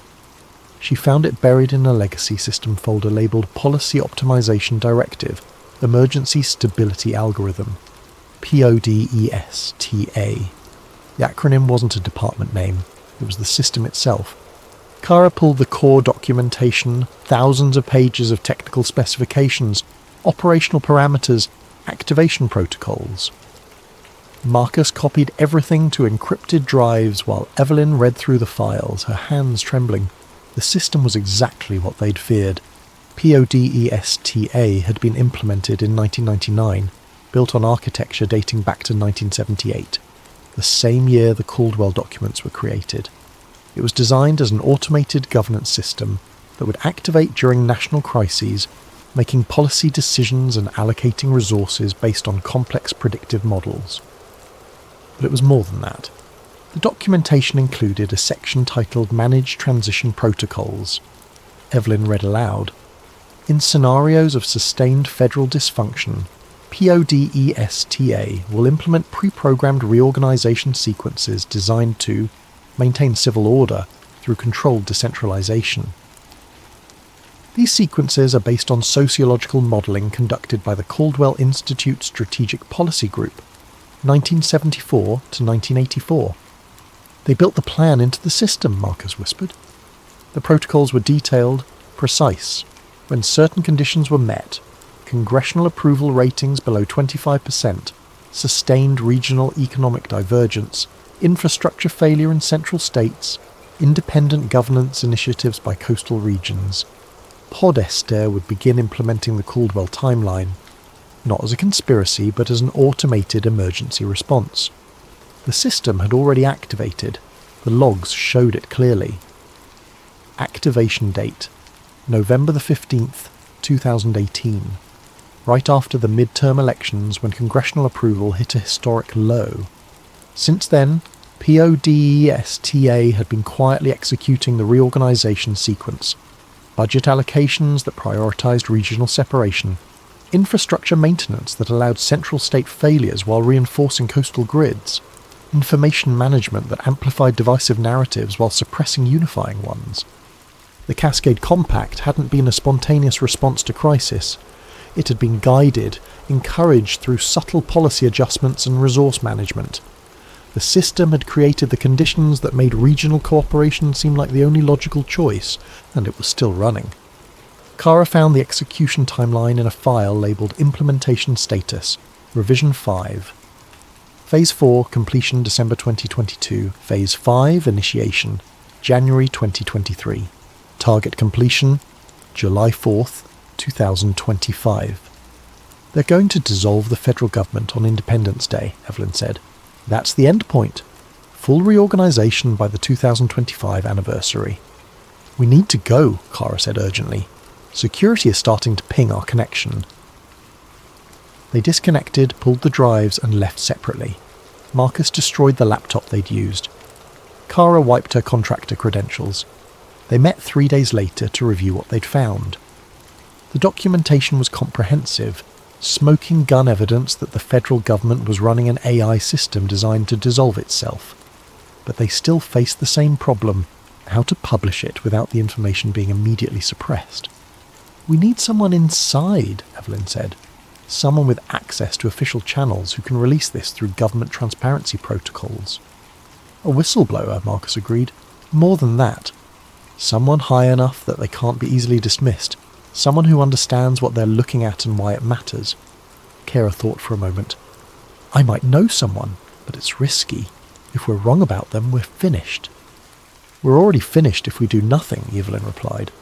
2 weeks later, Kara arranged a meeting with her contact, a senior data analyst in the Congressional Budget Office named James Morrison. He had security clearance, access to sensitive systems, and a reputation for integrity. They met in a secure location, showed him everything. Morrison reviewed the documents in silence, his expression growing darker with each page.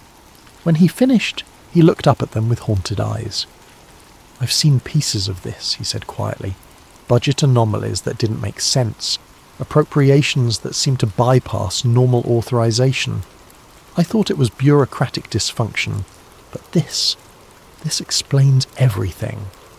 Can you help us? Evelyn asked.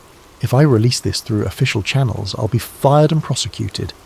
Congressional oversight doesn't want to hear that government is running on autopilot. They'll bury it. So we do nothing? Morrison shook his head. No. We release it through unofficial channels, but we do it strategically. Multiple platforms simultaneously, with enough distribution that they can't suppress it all. And we need to time it for maximum impact. When? 2023, when Phase 5 begins. That's when the evidence will align with observable events. Right now, people can dismiss it as speculation. But when the Western Federation actually declares independence, when the reorganization starts happening in real time, the documentation becomes undeniable. That's 3 years away, Marcus objected. Yes, which gives us time to build a network of journalists, academics, government officials, people who can corroborate the story from multiple angles. When we release it, it needs to be simultaneous and overwhelming, too big to erase. Evelyn understood the logic, but 3 years felt like eternity. 3 years watching the country drift toward orchestrated dissolution. What if we're too late? She asked. We're already too late to stop it, Morrison said. The system is too entrenched, too automated. But we can make sure people understand what happened. Make sure it's remembered as what it was. Not organic evolution, but engineered transformation. That matters. So they waited. January 15th, 2023. The announcement came at noon Pacific time, broadcast simultaneously across every network and platform. The governors of California, Oregon, Washington, Nevada, and Arizona appeared together, standing before state flags arranged in a semicircle. Behind them, a new flag, blue and green, with 5 stars representing the member states. Governor Patricia Hernandez of California spoke first. My fellow Americans, she began, her voice calm and clear. Today we announce the formation of the Western Federation, a new autonomous government representing the mutual interests and shared values of our member states. The speech was carefully crafted, emphasizing cooperation rather than conflict. They weren't abandoning the United States, Hernandez explained. They were adapting to its dysfunction. Federal government had become paralyzed, unable to address regional needs or provide basic services. The Cascade Compact had proven that regional cooperation worked. Now they were formalizing it. We remain committed to peace, stability, and eventual reunification when federal government can once again serve all Americans equally. Until then, the Western Federation will provide the governance our people deserve. Evelyn watched from her apartment in Sacramento, now technically part of a new nation. The markets responded within hours. Tech stocks surged as investors realized the Western Federation would maintain Silicon Valley stability. The dollar split into two currencies, federal and Western. Banks scrambled to adjust. International governments issued cautious statements, most acknowledging the Federation as a legitimate entity. The secession barely caused a ripple. That was the most disturbing part.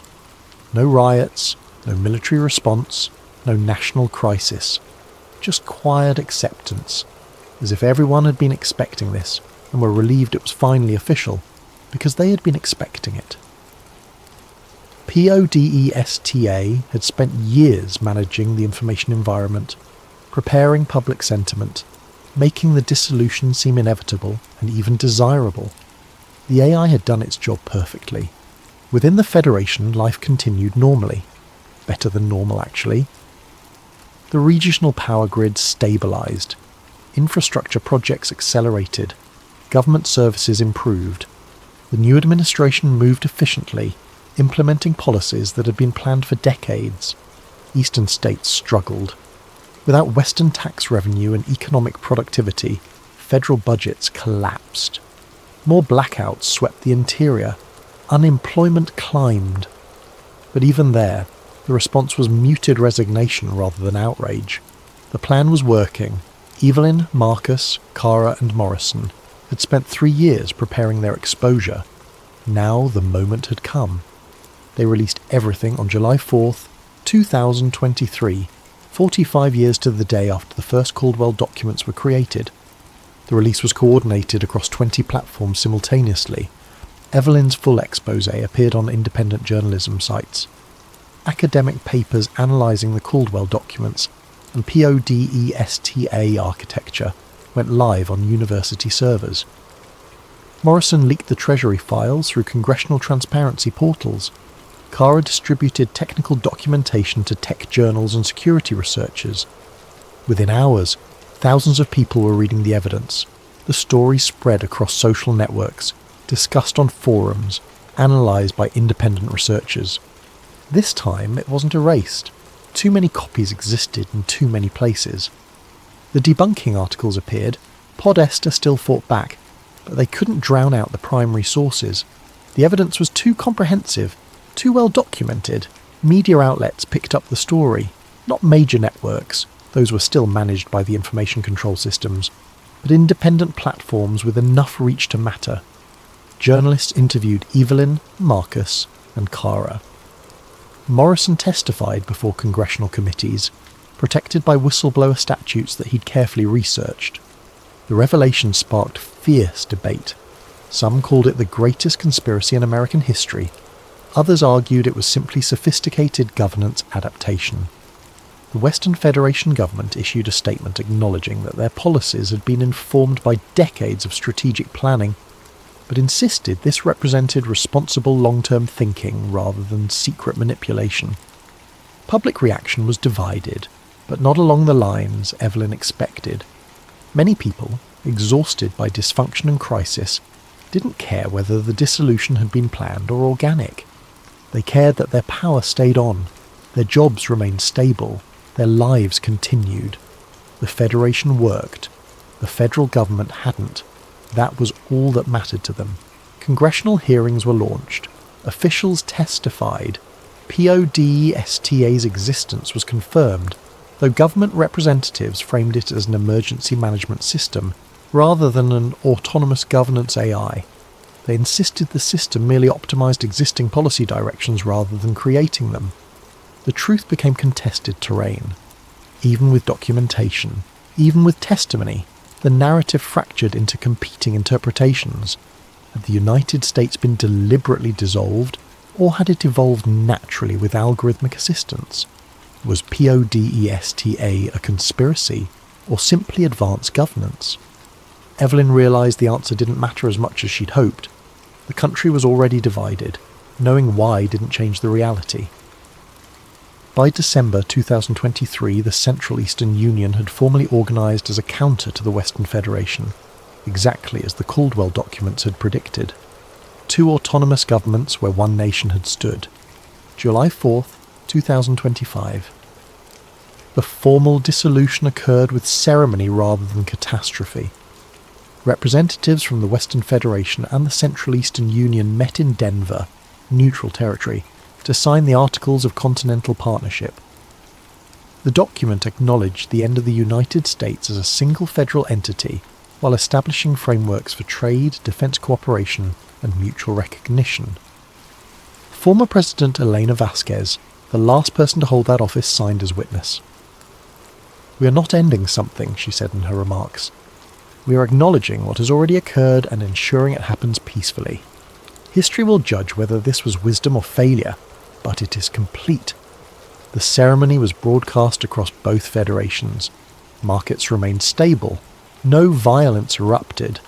International governments that had been unofficially recognising the dual governments for 2 years made their acknowledgement formal.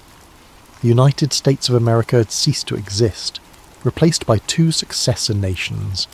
Evelyn watched from her home in Sacramento, now in the Western Federation capital. She had spent 8 years investigating this moment, documenting every step. Her reporting had won awards, sparked national debate, forced government transparency, and changed nothing. The plan had unfolded exactly as the 1978 documents predicted. PODESTA had executed its programming flawlessly. The country had been reorganised through managed transition rather than collapse. She received an encrypted message that evening. No signature, no identification, but she knew it came from someone inside the system. "Thank you for your work." The public deserved to know, but understanding and preventing are different things. The country was ungovernable. The plan provided structure to inevitable fragmentation. Without it, dissolution would have been violent. This way, it was peaceful. History will remember this as success, not conspiracy. You documented the process. That matters. But you couldn't stop what was necessary. Evelyn stared at the message for a long time, then deleted it. She opened a new document and began writing. Not an exposé this time. A history.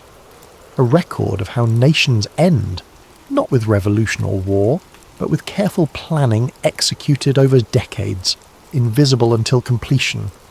Her final article was titled, "The Caldwell Plan, How America Followed Instructions Written 50 Years Ago."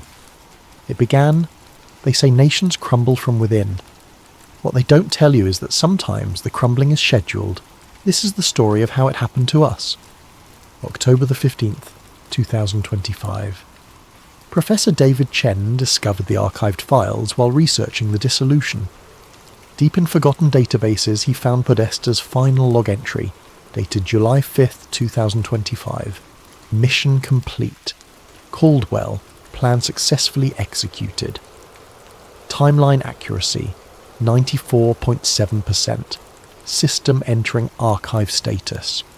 The AI had tracked its own performance, measuring success against a 50-year-old blueprint. Chen stared at the screen, understanding finally settling over him like winter darkness. The United States hadn't fallen apart. It had simply followed instructions written before he was born, instructions programmed so deep into the system that even exposure couldn't stop them. Outside his window, the Western Federation flag rippled in the autumn breeze. History would debate whether this was tragedy or necessity, but the answer was already written in code that nobody could delete. America had followed its programming perfectly, and perhaps that was the most American thing of all. Before we dive into tonight's story, if you're enjoying the content here on Sleep Theories, consider using your hype points on this video. It really helps us continue bringing you these deep dive investigations into the mysteries that keep us wondering. And if you'd like, drop a comment letting us know what time it is where you are and where in the world you're listening from. We absolutely love seeing where everyone is tuning in from across the globe. No pressure though, only if you want to share. Now let's get into something that might change how you think about what's beneath our feet. There's a single frame of VHS footage that refuses to leave my mind. A middle-aged man standing at a podium in Denver. The year is 1995. His hands shake slightly as he holds the microphone, but not from nervousness. These are the tremors of someone whose nervous system has been fundamentally damaged, whose body carries the physical evidence of trauma that most people couldn't survive. Behind him, a grainy projection shows geological cross-sections of northern New Mexico, layers of sediment and rock with annotations in his own handwriting. He's talking about underground bases, about things he claims to have seen with his own eyes, about a firefight that supposedly happened 16 years earlier in tunnels that officially don't exist. His name was Phil Schneider. The quality of the tape is terrible, degraded by time and multiple duplications, but you can still see the surgical scars on his hands where fingers used to be. You can still hear the conviction in his voice when he describes the smell of the tunnels, the sound of weapons fire echoing through chambers carved from living rock, the bodies of colleagues who never made it back to the surface. 1 year after this lecture, he would be found dead in his apartment in Wilsonville, Oregon, a catheter hose wrapped around his neck so tightly that it took considerable force. The official ruling: suicide. His hands, the same hands that were missing multiple fingers, allegedly managed to strangle himself with enough pressure to crush his larynx. The people who knew him said Phil Schneider was many things, but he wasn't suicidal. He was angry. He was determined. He was convinced that the public deserved to know what their government was doing in the deep places of the earth. But in that lecture, in that single moment captured on deteriorating magnetic tape, he says something that cuts through decades of conspiracy noise like a scalpel through flesh. He leans into the microphone and his voice drops to almost a whisper, as if he's afraid of being overheard even in a public venue. They're still there, under Archuleta Mesa, still working, still waiting. The camera wobbles, someone in the audience coughs. Phil Schneider's hands grip the podium, and for just a moment you can see something in his eyes that transcends fear. It's certainty. The absolute knowledge of someone who has seen something they can never unsee. This is the story of what happens when you decide to find out if he was telling the truth. This is the story of what happens when you look for a door that was never meant to be found. This is the Dulce Protocol. The Man Who Never Came Back, June 1979. The high desert of northern New Mexico bakes under a relentless sun that turns the landscape into something alien and unforgiving.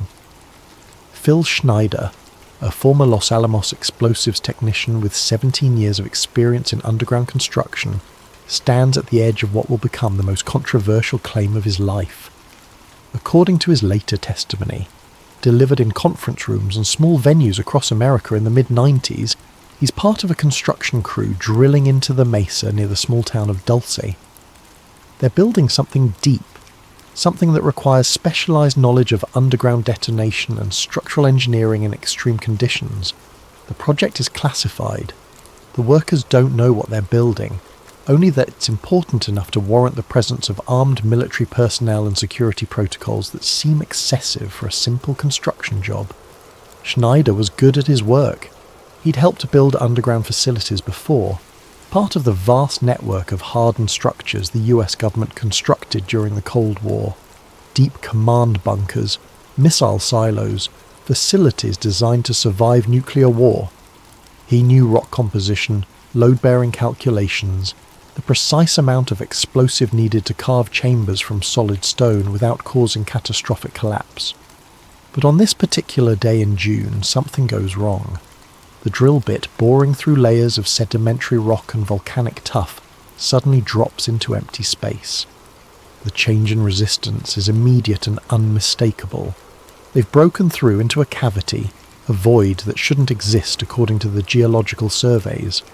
The crew pulls the bit back, and air rushes out of the hole. Not the stale, dead air of a sealed pocket, but moving air. Air that's been somewhere. According to Schneider's account, what happens next changes everything. They widen the hole, prepare to investigate.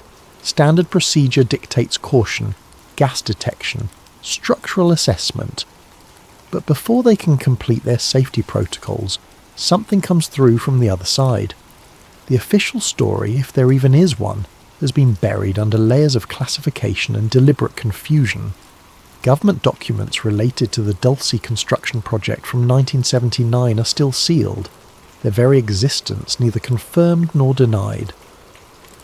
But Schneider would spend the last years of his life telling anyone who would listen about what happened next. About the tunnel they found, already excavated, showing evidence of construction methods that didn't match any human engineering he recognised. About the entities they encountered, beings, that didn't respond to verbal commands or warning shots the way humans would. About the firefight that erupted when security forces arrived and attempted to assert control. About the beams of light that cut through rock and flesh with equal ease. About the screaming that echoed through chambers that went deeper than their maps suggested possible. Schneider claimed that 67 people died that day. Military personnel, construction workers, security contractors. He said he survived only because a Green Beret allegedly threw him away from one of the directed energy weapons the entities were using, taking the fatal blast himself. Schneider's hands told their own story. Missing fingers, burned scars. Nerve damage so extensive that he struggled with fine motor control for the rest of his life. His medical records, the ones he shared publicly, documented radiation exposure inconsistent with any civilian source. His disability claim cited injuries sustained in the line of duty during classified operations, language carefully chosen to reveal nothing while confirming something happened. Fast forward to 2021. Elias Ford sits in his cramped graduate student apartment in Los Angeles, the blue glow of his laptop screen illuminating stacks of research papers about government transparency, press freedom, and the limits of FOIA requests. Empty coffee cups form a small mountain on his desk. His thesis advisor's increasingly concerned emails sit unanswered in his inbox. His girlfriend stopped calling 3 weeks ago after one too many conversations that started with dinner plans and ended with theories about underground facilities. He's watching that Denver lecture for the 47th time, and he started keeping count because he's begun to notice things, small details, the way Schneider's left eye twitches when he mentions specific dates, the way he grips the podium when describing the entities, the way his voice breaks, genuinely breaks, when he talks about the men who didn't make it out. Elias isn't a conspiracy theorist, at least not the kind who sees patterns in pizza restaurant logos, or believes in shape-shifting reptilians running world governments. He's methodical, trained in verification and source analysis, taught to follow evidence wherever it leads, and to trust documentation over speculation. His undergraduate work in investigative journalism earned him awards. His professors called him unusually rigorous in his approach to research. But something about Schneider's testimony gnaws at him with the persistence of a splinter working its way deeper under the skin. It's not what the man says, it's how he says it. The specific details, the technical language that rings true to anyone who knows construction and engineering. The way he references real places, real agencies, real protocols. The way his voice cracks when he describes the smell of ozone and burnt flesh. A description so visceral and specific that it feels like sense memory rather than fabrication. People who lie tend to embellish. They add dramatic details, create heroic narratives, paint themselves as central figures in grand conspiracies. Schneider's account is almost clinically spare. He doesn't claim to understand what he encountered. He doesn't pretend to have special knowledge of alien civilizations or government conspiracies. He simply describes what he says he experienced in the language of a construction worker who found something he wasn't supposed to find. And then there's the death.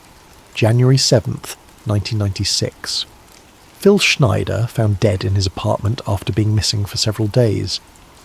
The autopsy report, publicly available, notes the catheter hose wrapped around his neck with enough force to crush the hyoid bone and thyroid cartilage. The medical examiner ruled it suicide, But Elias has read that autopsy report a dozen times, and the details bother him. Schneider's hands, already damaged and missing fingers, would have struggled to generate the force necessary for that kind of strangulation. The positioning of the ligature suggested pressure applied from behind and above, awkward for self-infliction. There were no drugs in his system, no alcohol, nothing to suggest impaired judgment or suicidal ideation. Friends and family insisted Schneider was preparing for more lectures. He had bookings scheduled. He was working on a presentation about government black budgets. He told multiple people he had more information to share, documents he was still organising. Then he was dead, and the narrative shifted from whistleblower to troubled man who took his own life. Elias makes a decision that will unravel his life, though he doesn't know it yet. He's going to find out what really happened at Dulcie. He's going to treat this like a real investigation, following evidence, tracking down sources, building a case that can withstand scrutiny. He's going to assume Schneider was telling the truth and see where that assumption leads. It's 2 a.m. when he creates a new folder on his laptop, Dulcie Protocol. Inside, he begins cataloguing everything he can find. Schneider's lectures, transcribed word for word. Geological surveys of the Archuleta Mesa region. Historical records of construction projects in northern New Mexico during the late 70s. News articles about cattle mutilations. Reports of UFO sightings. Missing person cases. The coffee goes cold as he works. Outside his window, Los Angeles sleeps, and somewhere in New Mexico, beneath a mesa that rises from high desert like a monument to secrets, machinery hums in tunnels that officially don't exist. Elias doesn't sleep that night. He's crossed a threshold, made a commitment to a path that will consume him. In the morning he'll start making calls. He'll reach out to witnesses, researchers, anyone who might remember the events of 1979. But for now, he watches the lecture one more time. Phil Schneider's damaged hands gripping the podium, his voice carrying the weight of truth that no one wants to hear. They're still there, under Archuleta Mesa, still working, still waiting. Waiting for what, Elias wonders, and more importantly, waiting for whom? Act 1. The history they don't talk about real-world origins.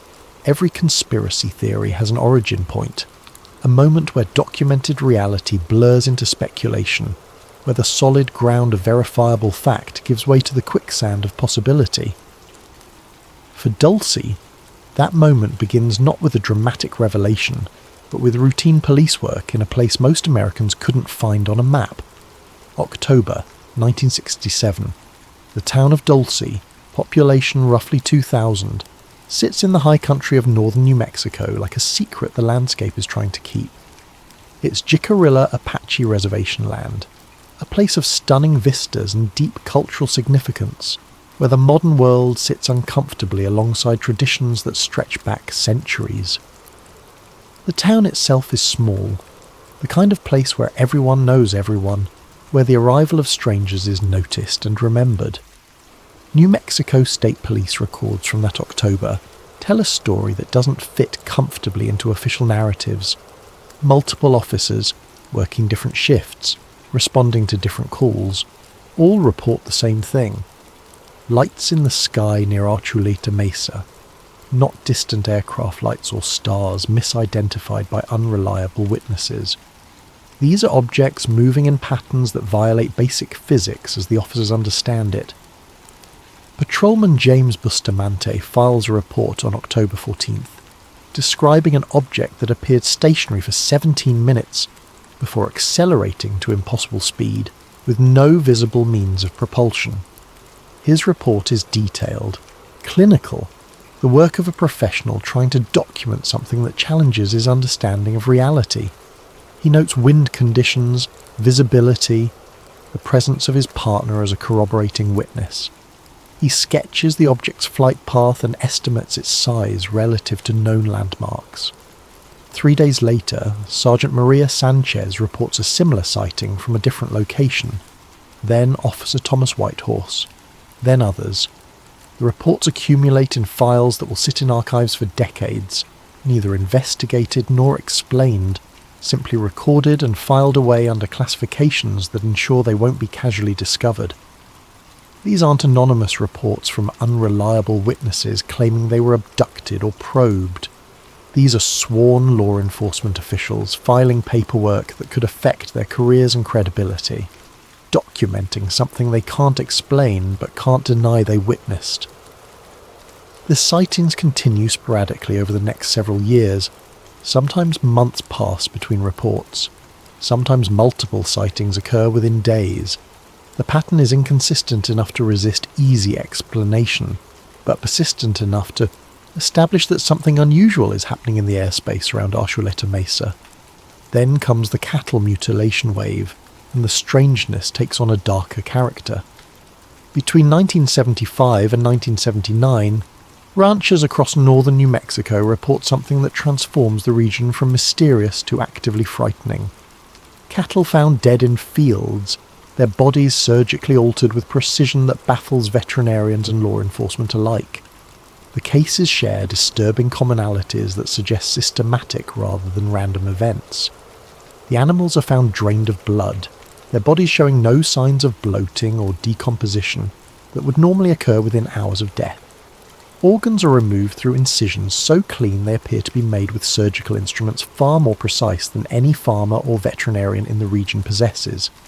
Eyes excised with circular cuts, tongues removed through the jaw, reproductive organs extracted with what forensic veterinarians describe as laser-like precision. No blood pools around the bodies, no tracks approach or leave the carcasses, no signs of predation, no evidence of scavengers.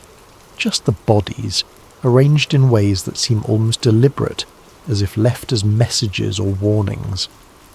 Local veterinarian Thomas Chen examines dozens of these animals between 1976 and 79.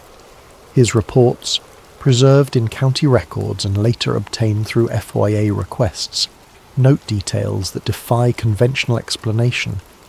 Hemoglobin levels in remaining tissue suggest rapid exsanguination, but there's no blood at the scene.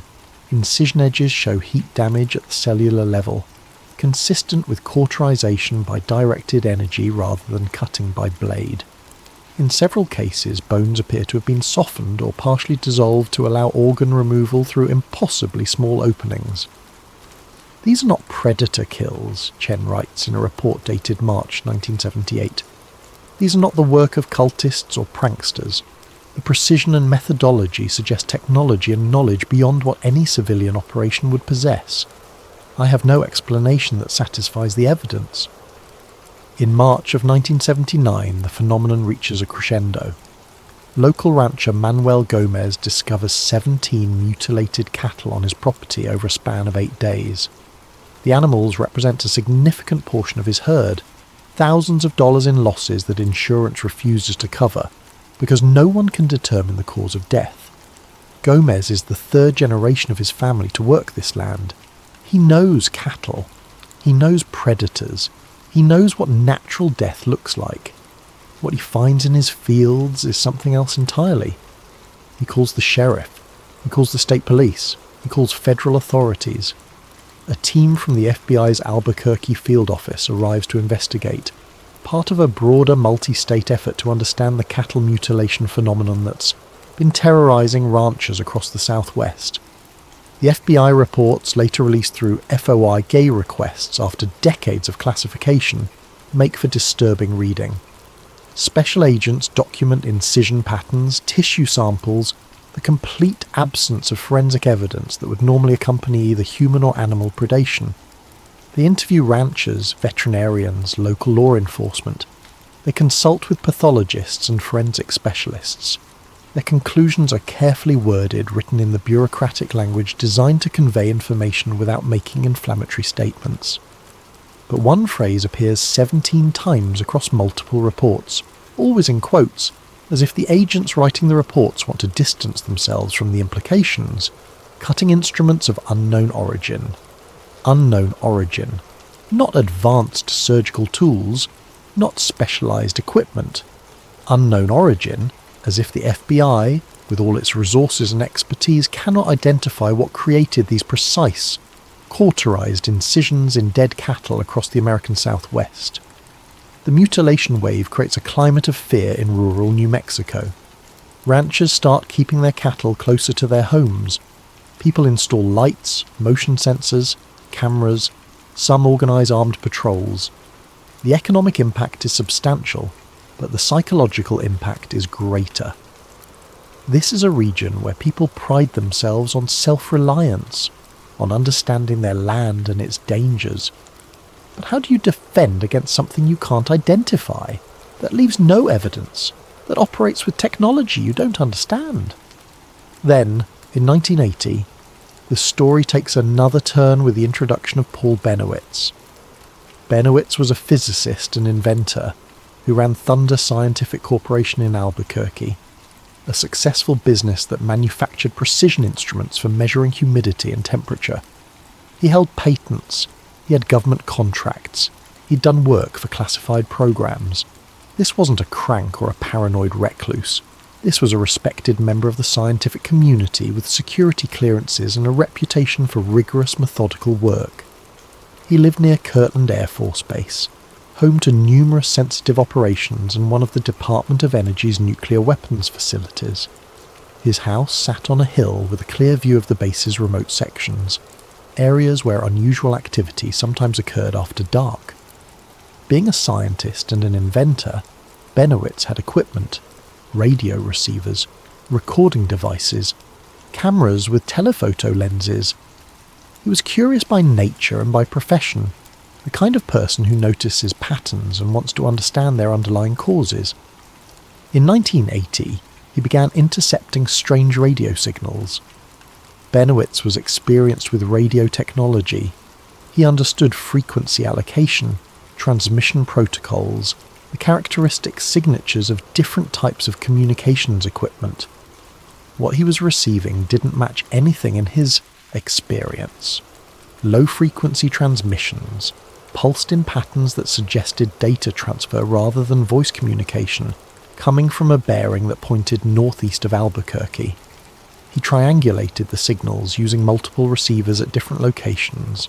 The source appeared to be somewhere in the direction of Dulce, New Mexico, approximately 120 miles away, in the vicinity of Archuleta Mesa. Bennewitz did what any responsible scientist would do. He documented everything meticulously. He recorded the signals, he analysed their patterns, he created maps showing the apparent source location. He compiled his findings into a detailed report, and then he did something that would change his life irrevocably. He approached the Air Force with his findings. You have to understand the context. This is 1980. The Cold War is still very much active. The Soviet Union represents an existential threat. Kirtland Air Force Base is a strategic facility housing nuclear weapons and conducting classified research. An experienced physicist and defense contractor reporting unusual signals in the vicinity of sensitive installations would normally be taken seriously, and they did take him seriously, but not in the way Bennewitz expected. What happened next is documented fact, confirmed by declassified documents and later admissions by intelligence officials. The Air Force Office of Special Investigations didn't investigate Bennewitz's claims. They investigated Bennewitz himself, and then they began one of the most elaborate and sustained psychological operations ever conducted against a private US citizen. They fed him disinformation. They encouraged his most paranoid theories. They provided him with forged documents suggesting underground bases and alien technology. They sent agents posing as fellow researchers to feed him elaborate stories. They monitored his communications, his movements, his mental state. Over several years, they systematically destroyed Paul Bennewitz's grip on reality. By the mid-80s, Bennewitz was hospitalized for psychological treatment. His business suffered. His family relationships fractured. The brilliant physicist who'd held security clearances and government contracts became known as a delusional conspiracy theorist. His legitimate findings about unusual signals drowned in a sea of false information fed to him by the very people he'd tried to help. Bennewitz died in 2003. His reputation never fully recovered. And the question that haunts his story, the question that draws researchers like Elias decades later, is simple. Why would the US Air Force devote years of resources and sophisticated psychological warfare techniques to discrediting one man unless he'd actually found something they needed to keep hidden? Elias begins digging. Elias's investigation begins with phone calls to people who don't want to remember, to people who've spent decades trying to forget, to people who made peace with burying the truth so deeply that excavating it feels like a violation. Manuel Gomez died in 2003, his final years marked by declining health and a reluctance to discuss the events of '79. But his daughter, Rosa Gomez Martinez, still lives on the family ranch, maintaining the land her grandfather cleared and her father expanded. When Elias reaches her after 3 weeks of trying to track her down, there's a long pause after he introduces himself and his research topic. He can hear her breathing on the other end of the line, can hear the sound of wind through an open window, that high desert wind that never really stops, can hear her considering whether to hang up or speak. "Nobody's asked about that in 20 years, she says finally. Her voice carries the weight of memories she's tried to bury, trauma inherited and personal. My father saw things that broke him. He was a practical man, raised cattle for 40 years before those months changed everything." Rosa describes her father's transformation after the mutilations, how he went from a confident, self-assured rancher to someone who checked the locks 3 times before bed, how he installed floodlights all around the property, turning night into something approximating day, the electricity bills becoming prohibitive but preferable to darkness, how he started sleeping with a loaded .30-06 rifle beside his bed, the safety off, his hand resting on the stock even in sleep. He would stand on the porch at night, Rosa continues, her voice dropping to almost a whisper, as if the phone line itself might be monitored. Just stand there for hours, watching the mesa, watching the sky. I'd wake up at 2, 3 in the morning, and he'd be out there in his robe, perfectly still, just watching. She tells Elias about the nights when the cattle would go silent. Not the normal quiet of sleeping animals, but an eerie, absolute silence that felt wrong on a cellular level. Her father would notice it immediately, would grab his rifle and his flashlight and go out into the fields, searching for whatever was spooking his herd. Sometimes he'd find nothing. The cattle would be standing motionless, awake but frozen, as if paralysed by fear or something else. Other times he'd find them the next morning, the mutilated ones, the ones that had been alive at evening check but were dead by dawn, their bodies altered in ways that denied explanation. He used to tell me, "They come at night, Mija. They come when the dogs won't bark." The dogs. Rosa's voice breaks slightly when she mentions them. Multiple ranchers reported the same phenomenon. Their dogs, normally aggressive protectors of livestock, would fall silent before mutilation events, not cowering or hiding, but simply standing still, as if their instinct to bark and defend had been switched off like a light. Rosa's own dog, a German shepherd named Lobo, who would bark at coyotes half a mile away, stood silent on the porch the night 7 more cattle were found mutilated in the south pasture. Just stood there, looking toward the mesa, body rigid, not making a sound. My father never recovered from those months, Rosa says. Even after the mutilation stopped, even after things went back to what everyone called normal, he was never the same.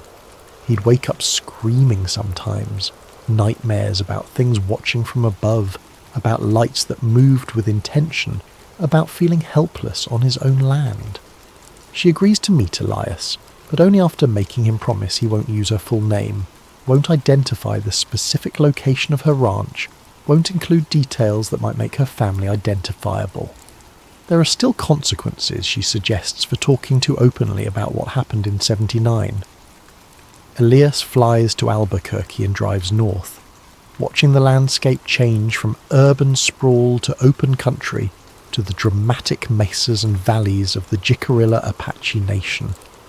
He meets Rosa at a truck stop diner in Dulce, a place where they can talk without being overheard, but where their meeting won't seem unusual or noteworthy. She's in her mid-50s, with her father's strong features and eyes that carry the wariness of someone who's learned that truth is often unwelcome. She brings a box of her father's papers, photographs of mutilated cattle, veterinary reports, insurance claim forms that were rejected, correspondence with law enforcement agencies that never led anywhere. The photographs are difficult to look at. Elias has seen crime scene photos before, has looked at images of violence and death as part of his journalism training, but these images are different. The precision of the mutilations, the absence of any evidence of struggle, the almost surgical quality of the alterations, all of it suggests something beyond human capability or animal predation. The FBI came, Rosa says, spreading documents across the diner table. Spring of '79, 2 agents, very professional, very thorough. They walked the fields, they examined the bodies, they took tissue samples, they interviewed my father for hours. She produces a copy of their report, obtained years later through an FOIA request. The language is careful, clinical, designed to document without concluding. But reading between the bureaucratic phrasing, Elias can see the agents' confusion. They can't explain what they're seeing. They can attribute the mutilations to neither human nor animal causes. They note the absence of evidence that should be present and the presence of evidence that shouldn't exist. They told my father they'd be in touch, Rosa continues. They said they were pursuing multiple lines of investigation across several states. Then nothing, no follow-up, no answers, like they documented everything and then just stopped. Elias asks if her father ever speculated about what was responsible.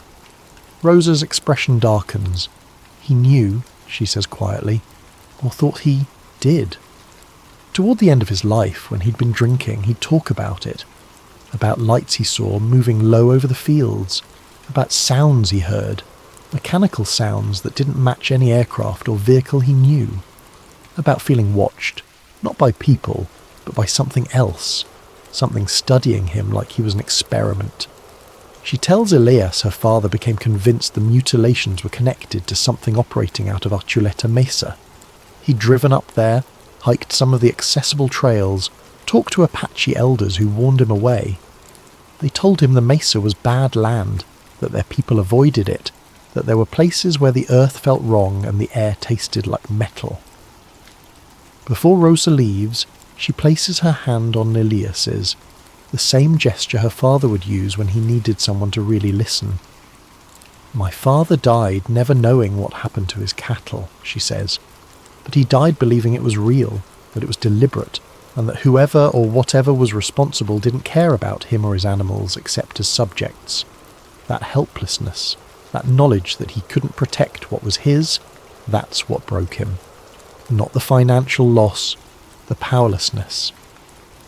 Elias tracks down 3 researchers who met with Paul Benowitz in the early 80s, before his breakdown, when he was still coherent and methodical in his claims.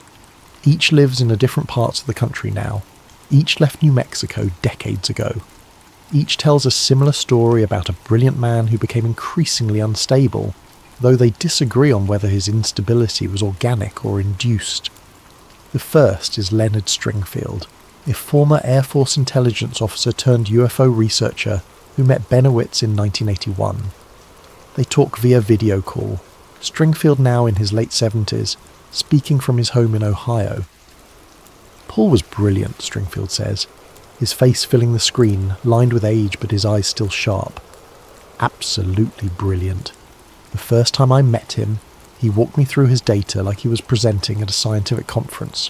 Frequency analysis, signal intercepts, directional triangulation. This wasn't some amateur with a radio scanner. This was professional grade work. Stringfield describes visiting Benowitz's home laboratory, seeing the equipment set up, the meticulous records. Benowitz had invested tens of thousands of dollars in radio monitoring equipment. He'd developed software for signal analysis years before such tools became common. He approached the mystery like an engineering problem to be solved. But something happened between 81 and 84, Stringfield continues, his expression troubled. Paul started making claims that went beyond what his data supported. He started talking about alien bases and genetic experiments. The methodical scientist became the paranoid theorist, and it happened fast. Too fast. The second researcher, Angela Morrison, is more direct in her assessment. She's a physicist who worked with Benowitz on consulting projects in the late 70s, before any of the UFO research began. "They broke him," she states flatly over the phone, her voice carrying absolute conviction. The Paul Benowitz I knew would never have descended into the paranoid ramblings he became known for without external pressure. Someone fed him disinformation systematically and deliberately. Morrison tells Elias about watching Benowitz change, how he became increasingly agitated, how he started seeing patterns that weren't there, how he began trusting sources that, in retrospect, were obviously feeding him false information, designed to discredit everything he'd legitimately discovered. The Air Force admitted it later, Morrison says. They admitted running operations against Paul, but they framed it as protective, as trying to steer a civilian away from sensitive installations. That's not what it was. It was character assassination through psychological manipulation. The third researcher refuses to speak on record, but agrees to an off-the-record conversation. He's a former NSA analyst who worked signals intelligence in the Southwest during the early 80s. He won't confirm or deny specific operations, but he provides context that makes Elias's blood run cold. Paul Benowitz intercepted real signals, the analyst says. I can't tell you what they were or where they originated, but the response he received, the level of attention directed at him, that tells you everything you need to know. We don't run multi-year psychological operations against private citizens who've stumbled onto nothing. The analyst explains how these operations work, how you identify someone who's found something sensitive, then feed them a mixture of truth and fiction until they can no longer distinguish between them. How you encourage their most extreme theories while systematically discrediting them publicly. How you transform a credible witness into a cautionary tale. The goal isn't to silence them, the analyst explains. The goal is to make them silence themselves by destroying their own credibility. Paul Benowitz did more damage to his own claims than any government denial ever could, because by the end, everything he said sounded crazy, including the parts that were true. Elias's most disturbing interviews come from Navajo and Apache locals who've lived near Dulce for generations, whose connection to the land predates American sovereignty, predates Spanish colonization, predates the written history that treats this region as discovered when Europeans arrived. They speak carefully, as if the land itself might be listening, as if speaking too openly about certain things might draw attention better left avoided. Several refuse to speak at all. Others agree only to talk off record, their words documented in Elias's notebooks but not recorded, their names replaced with descriptions. Elderly man, former Apache tribal council, member, or woman, mid-60s traditional healer. Rita Sosi is different. She agrees to speak on record, tells Elias to use her name, says she's too old to care about consequences anymore. She's 78, a grandmother and great-grandmother, with family roots in the region going back so many generations that the exact count has been lost to time. They meet at a diner in Dulce, the same one where Elias met Rosa. Marie arrives exactly on time, moving with the careful precision of someone whose body has been worn down by decades of hard living but whose mind remains sharp. She orders coffee. She doesn't drink and speaks in a voice barely above a whisper, forcing Elias to lean close to hear her over the ambient noise of the diner. My people have stories about Archuleta Mesa that go back centuries, she begins, her hands wrapped around the coffee cup for warmth despite the summer heat outside. We call it different names in Apache. The closest translation is the place where the earth breathes, or the place of deep voices. Marie explains that in traditional Apache cosmology, certain locations are considered powerful, places where the boundary between the physical and spiritual worlds grows thin. Archuleta Mesa is one of these places, but not in a benevolent sense. There are caves, she continues, her eyes focused somewhere beyond the diner walls as if seeing the landscape in her mind. Tunnels that go deep. My grandfather told me stories his grandfather told him about warriors who went into those caves and came back changed. Some didn't come back at all. When Elias asks what changed means, Marie takes a long moment before answering. Their minds, she says finally. They would see things that weren't there or stop seeing things that were. They would speak in voices that didn't sound like themselves. They would know things they shouldn't know and forget things they should remember. We learned, over generations, to avoid those caves, to mark them as forbidden, to teach our children that some darkness is meant to remain unexplored. She slides a piece of paper across the table. On it are names and dates written in careful handwriting. 12 entries, spanning from 1982 to 2015. Missing people, Marie says quietly. Hikers, hunters, tourists. People who went into the area around Archuleta Mesa and never came out. The Forest Service says it's the terrain. The Bureau of Land Management says people get lost. They organise searches, use helicopters and dogs, and they find nothing. No bodies, no equipment, no signs of where these people went. She tells Elias about her cousin, Benjamin Sosi, who worked search and rescue for 15 years. Benjamin was skilled at tracking, at reading the landscape, at finding people who didn't want to be found. He participated in searches for 6 of the names on Marie's list. He told me once, after he retired, that they were told to avoid certain areas during searches, Marie says, her voice dropping even lower. Grid coordinates marked off limits by federal authorities. No explanation given, just orders that certain zones were not to be entered by search teams, even if tracks or evidence pointed in those directions. Benjamin died in 2018, but before his death he told Marie something that still haunts her. He said on one search, in 2007, they found a camp, tent, supplies, equipment, fresh food, nothing disturbed, like the person had just stepped away. But there were no tracks leading from the camp, no signs of where they'd gone, just the camp perfectly preserved and no person. The missing person from that search, a 28-year-old geologist named Sarah Chen conducting soil surveys, was never found. Her family eventually held a memorial service without a body. The official conclusion was that she likely fell into a ravine or crevice, and her remains were unrecoverable. But Benjamin told Marie there were no ravines or crevices within 2 miles of that camp. The geology didn't support that explanation. It was as if Sarah Chen had simply ceased to exist mid-activity, leaving her belongings behind as the only evidence she'd been there at all. Before Marie leaves, she places her hand on Elias's. Her skin is warm despite the cold coffee cup she'd been holding, and her grip is surprisingly strong. They hear things under the ground, she says, her dark eyes holding his with an intensity that allows no room for dismissal. Machinery where no machinery should be. Voices that sound human but use words that make no sense. Lights in the caves that move with purpose. My people have heard these things for longer than the United States has existed. She stands, gathering her bag, preparing to leave, but she pauses, looking down at Elias with an expression that might be pity or might be resignation. The white people who came to this land, they didn't believe our warnings about the mesa. They thought we were primitive, superstitious. Then they went digging, and they found what we have always known was there.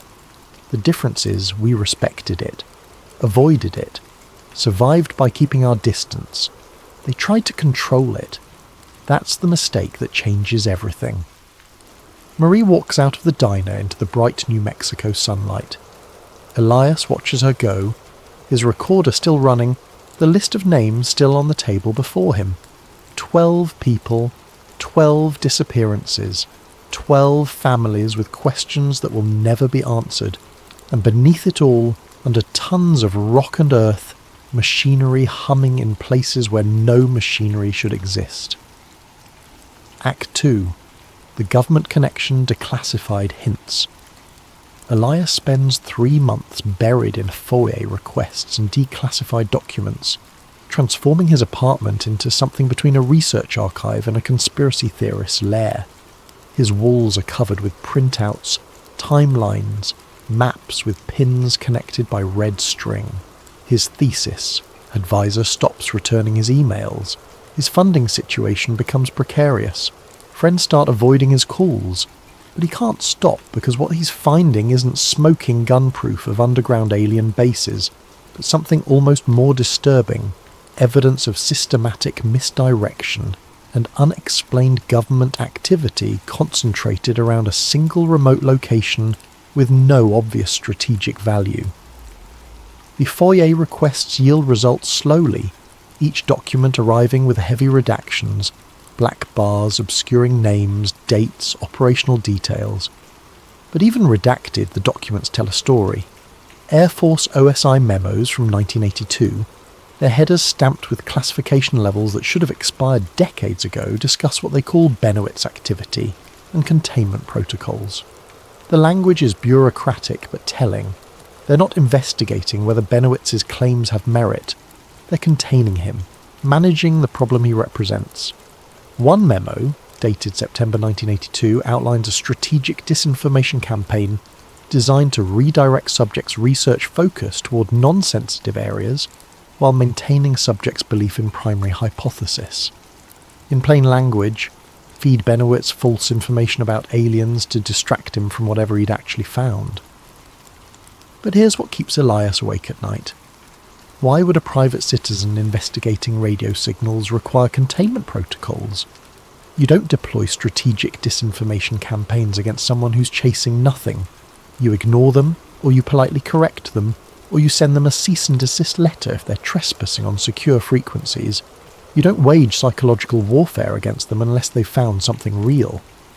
NSA documents released in 2015, part of a broader transparency initiative that nobody paid much attention to, show surveillance orders for radio interception in the Dulce area between 1980 and 1984. The stated purpose is redacted. The target of the surveillance is redacted. The results of the surveillance are redacted. But the resource allocation is visible. Dedicated monitoring stations, specialized equipment, trained personnel assigned for 4 continuous years. Elias does the math. The cost of maintaining that level of surveillance in a remote area with minimal population would run into millions of dollars. For what? To monitor radio signals in the middle of nowhere? To watch a handful of ranchers and a small Apache community? The disproportion between resources expended and official explanation offered suggests something significant enough to warrant sustained, expensive attention. Then there are the FBI reports on the cattle mutilation phenomenon, obtained through multiple FOIA requests and cross-reference with state police records and veterinary reports.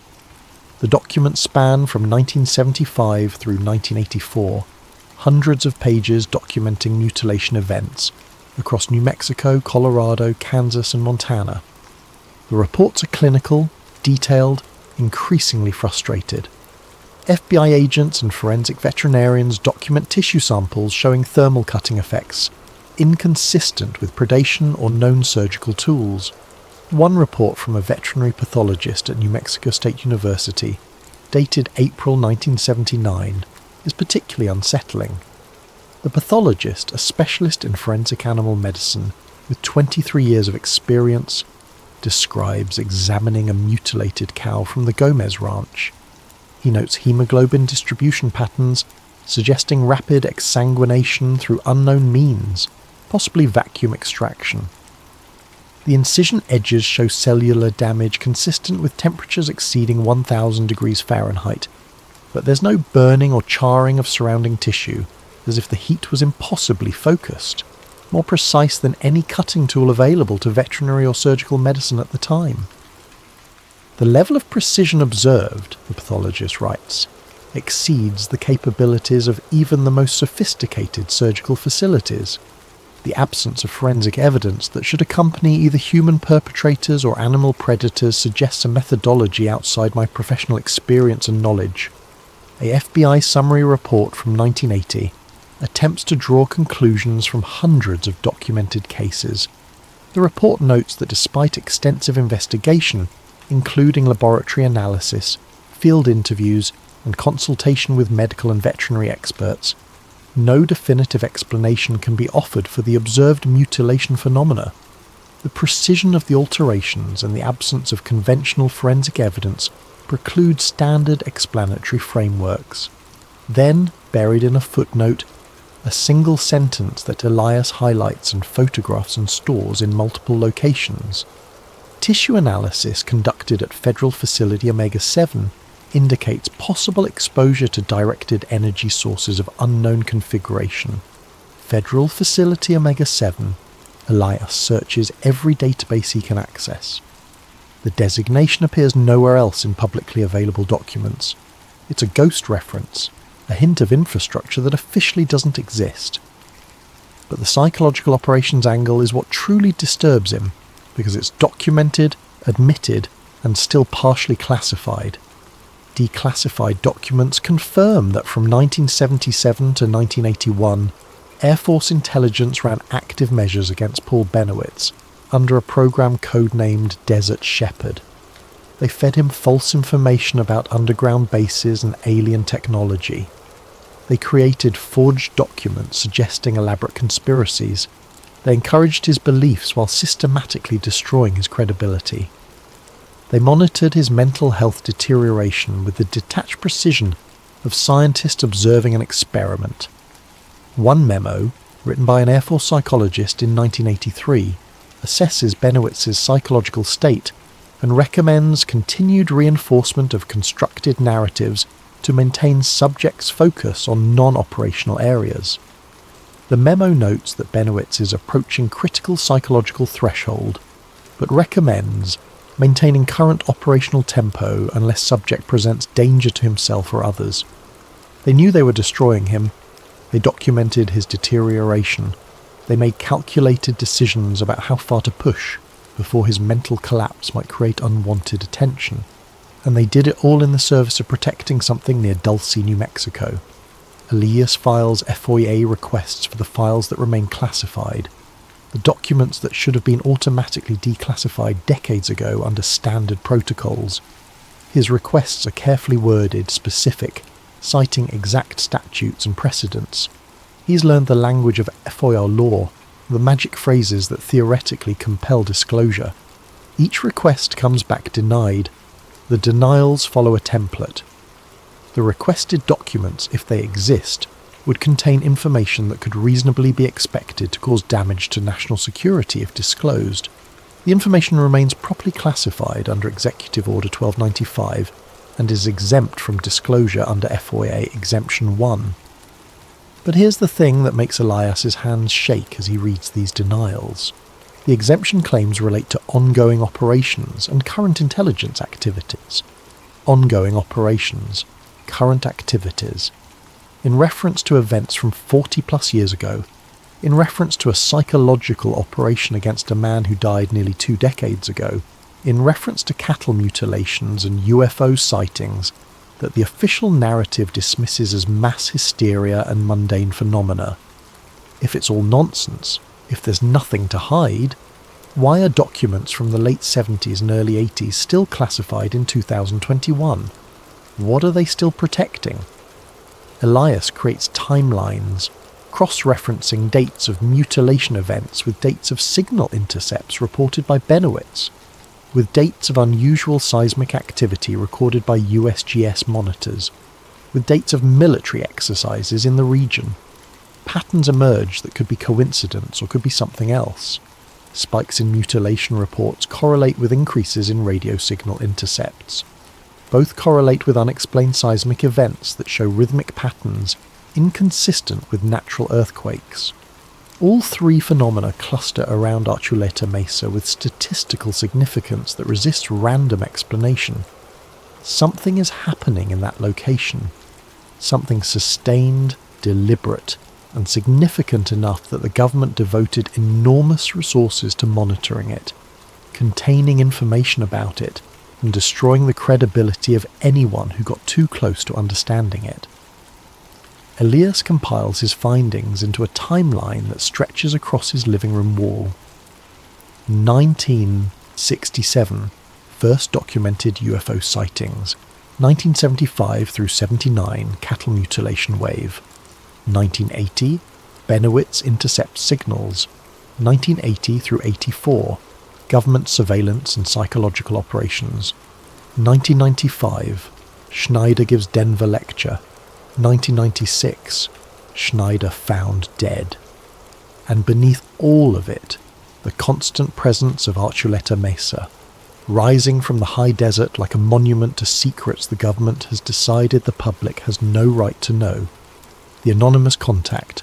The encrypted message appears in Elias's inbox on a Tuesday morning in April 2022, arriving through an anonymous email service routed through servers in Iceland, Switzerland and Estonia.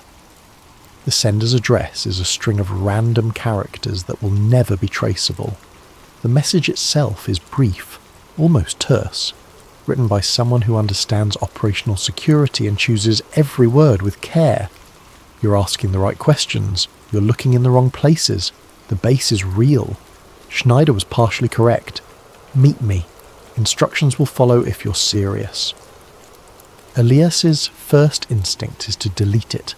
This is how journalists get compromised, how careful researchers get led into traps, how people investigating sensitive topics end up discredited or worse.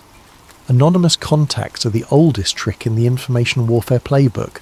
Promise revelation, deliver misdirection, and document the target's gullibility for later exploitation. But something about the message's phrasing, its specificity about Schneider being partially correct rather than completely right or completely wrong, suggests someone with actual insider knowledge, someone who knows the full picture and recognises that Schneider's account, while genuine in parts, was incomplete or misunderstood in others. Elias responds with a test. How do I know you're not trying to Benowitz me? The reply comes within an hour. Paul's mistake wasn't investigating the signals. His mistake was trusting people who claim to be helping him. I'm not claiming to help you. I'm offering information. What you do with it is your choice. They negotiate the terms through layers of encryption. The contact insists on a public place, broad daylight, multiple exit points, no recording devices, no witnesses. They settle on the Santa Fe rail yard district during the Saturday farmers market, crowds of tourists and locals providing both cover and safety. The contact provides a detailed protocol. Elias should arrive at 10 in the morning, buy a coffee from a specific vendor, then walk the perimeter of the market counterclockwise. Someone will approach him. They'll speak for exactly 20 minutes, then part ways. No subsequent contact will be possible through the email channel.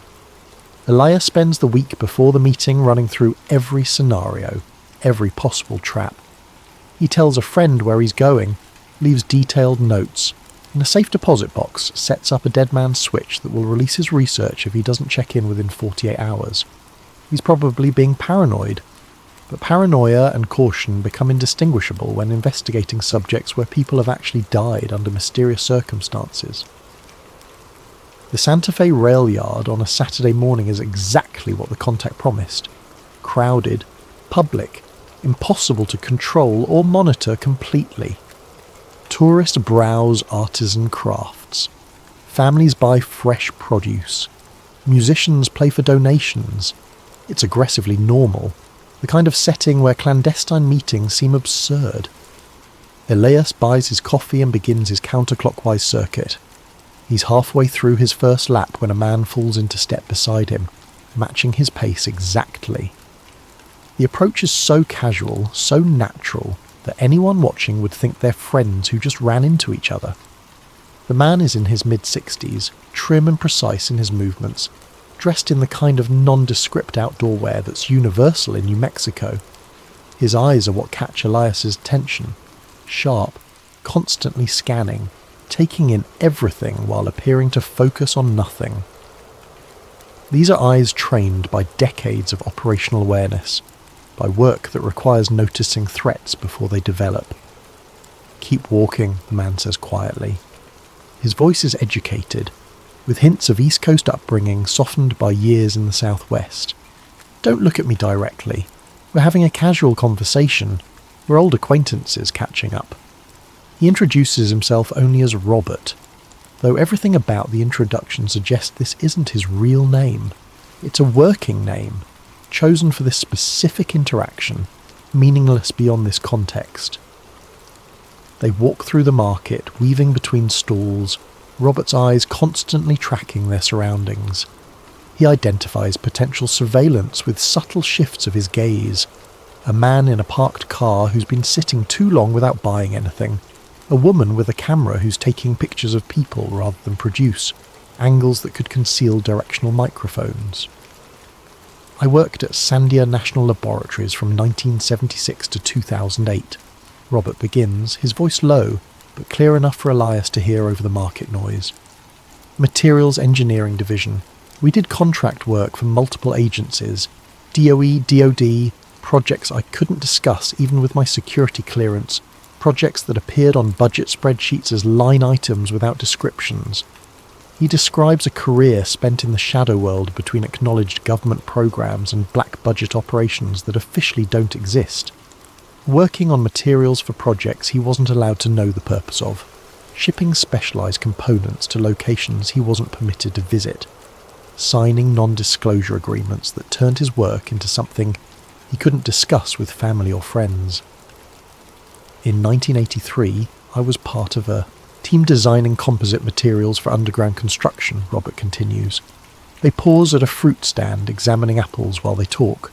High-strength concrete with radiation shielding properties, acoustic dampening systems for containing sound in subterranean environments, biological containment seals designed for laboratories working with hazardous materials. The specifications, he explains, were unusual. The materials needed to function at depths exceeding 1,000 feet, in environments with specific temperature and humidity parameters, with redundant containment systems suggesting work with exceptionally dangerous substances. The requisition orders were tagged with a facility designation, Unit Delta 5, Robert says. That designation appeared on internal logistics documents, shipping manifests, budget allocations. But when I tried to find information about what Unit Delta 5 was or where it was located, I hit walls. Classified, need to know, above your clearance level. He tells Elias about becoming curious, the way engineers become curious when specifications don't make sense, when projects seem to violate standard protocols. He started paying attention to patterns, shipments going to the same redacted location, materials ordered in quantities suggesting large-scale construction, timelines that implied ongoing operations rather than single projects. The shipping addresses were always redacted in the documents I saw, Robert says. They've moved to a quiet section of the market, ostensibly admiring handmade pottery. But requisition forms from the Geological Survey Division weren't as carefully scrubbed. They included topographical coordinates for delivery locations. Those coordinates pointed to an area near Dulce, New Mexico. Robert explains what he believes the Dulce facility actually is, and his explanation is more disturbing for its mundanity than any alien conspiracy theory would be. He describes a multi-level underground installation with compartmentalized purposes, where workers on different levels never interact, where each section operates in isolation without awareness of the full scope. Level 1 through 3, that's standard military research, Robert says, his voice taking on the quality of someone who's rehearsed this explanation in his mind countless times. Black budget projects, weapons development, classified material storage, nothing exotic by Department of Defense standards. You could find similar facilities in Nevada, Utah, New Mexico. Underground installations designed to survive nuclear war, to protect critical research, to operate independent of surface infrastructure. He pauses to buy a jar of local honey, the transaction giving them a moment to ensure no one is paying attention to their conversation. Level 4 is psychological operations, Robert continues as they walk. Information warfare, strategic deception, the kind of work the Air Force was doing when they ran operations against Benowitz. They study how information spreads, how to contain leaks, how to discredit sources without making martyrs of them. His voice drops lower. forcing Elias to lean in slightly to hear. Level 5 is listed in some documents as a genetic research facility. The specific phrasing in a 1983 budget allocation I saw was interspecies compatibility studies, not cross-species, not comparative genetics. Interspecies, which implies comparison between species that have some reason to need compatibility assessment. Elias feels his skepticism fighting with the meticulous detail Robert provides. This isn't wild speculation. This is someone reciting from memory documents he's spent years thinking about. Documents that haunt him enough that he's risking this meeting despite obvious personal cost. "And level 6, Elias asks, his voice steadier than he feels. Robert's expression darkens, and for the first time his careful surveillance of their surroundings falters, as if the mention of level 6 pulls his attention inward. "There are rumours," he says carefully. "Personnel who worked the upper levels and heard things. Nightmare Hall, they called it. Supposed collaboration between human researchers and non-human entities working on genetic material exchange, hybrid development programs, compatibility testing for purposes no one would discuss." Before Elias can respond with the obvious objection, the reasonable dismissal of alien conspiracy theories, Robert pulls out a tablet computer from his bag. The motion is casual, as if he's just checking email or showing photos. But what appears on the screen is a document that makes Elias's breath catch. It's a geological survey map from 1968, stamped with Department of Interior seals and Bureau of Land Management authorization numbers. The document appears authentic, with a kind of degradation and period-appropriate formatting that's difficult to forge convincingly. It shows Archuleta Mesa and the surrounding area in topographical detail, but beneath the surface features annotations indicating hollow chambers, multiple levels of them marked in blue ink with dimensional annotations. The chambers show clear geometric organisation, regular spacing connecting passages. Natural cave systems don't form in these patterns. These are engineered spaces, marked on a map 4 years before anyone outside classified circles was talking about underground bases at Dulce. This survey was commissioned in '68, Robert says, zooming in on specific sections. 4 years before Schneider's alleged firefight, 8 years before the cattle mutilations, 12 years before Benowitz started intercepting signals. They knew what was under that mesa before any of the conspiracy theories existed. He highlights a section showing a large central chamber with multiple levels extending downward. The annotations indicate depths exceeding 1,500 feet, with reinforced ceiling structures and what appear to be vertical access shafts. The survey was classified immediately after completion, Robert continues. I only saw it because a clerical error in the document control system at Sandia briefly made it accessible to my clearance level in 1987. When I tried to access it again 3 days later, it was gone from the system, but I remembered it. I've spent 35 years remembering it. He uploads the document to an encrypted drive and provides Elias with access codes. A string of characters Elias immediately commits to memory and writes in multiple secure locations.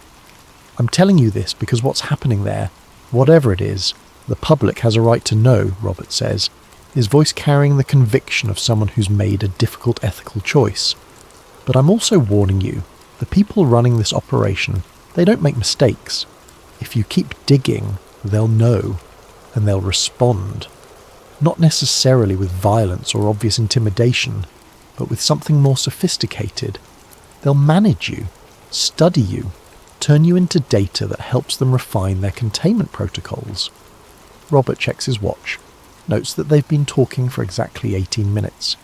In 2 minutes, he'll walk away, and this conversation will end. One more thing you should understand, he says as they make a final circuit past the vegetable stands. The psychological operation against Benowitz wasn't a failure. It was a wildly successful experiment. They learned how to destroy a credible witness without making him disappear, how to transform legitimate findings into conspiracy theories, by feeding the source false information until truth and fiction became inseparable in his mind. Every operation since has used those techniques. Benowitz was the prototype. Everyone who's investigated Dulcie since has been running variations of the same program. He stops walking, turns to face Elias directly for the first time. His eyes carry a weight of knowledge that seems almost burdensome. "They're going to do it to you," Robert says quietly. "They're probably already doing it. Every source you contact might be real, or might be feeding you disinformation. Every document you find might be authentic or might be planted. By the time you realise you can't trust your own research, you'll have discredited yourself so thoroughly that nothing you say will matter. That's the real genius of the system. They don't suppress the truth. They drown it in so much noise that no one can distinguish signal from static." Robert walks away through the farmers' market crowd, disappearing among the vendors and tourists, becoming just another figure browsing produce on a Saturday morning. Elias never sees him again. The email address stops working within an hour of their meeting. Every trace of their communication is wiped from servers that thought they kept permanent records.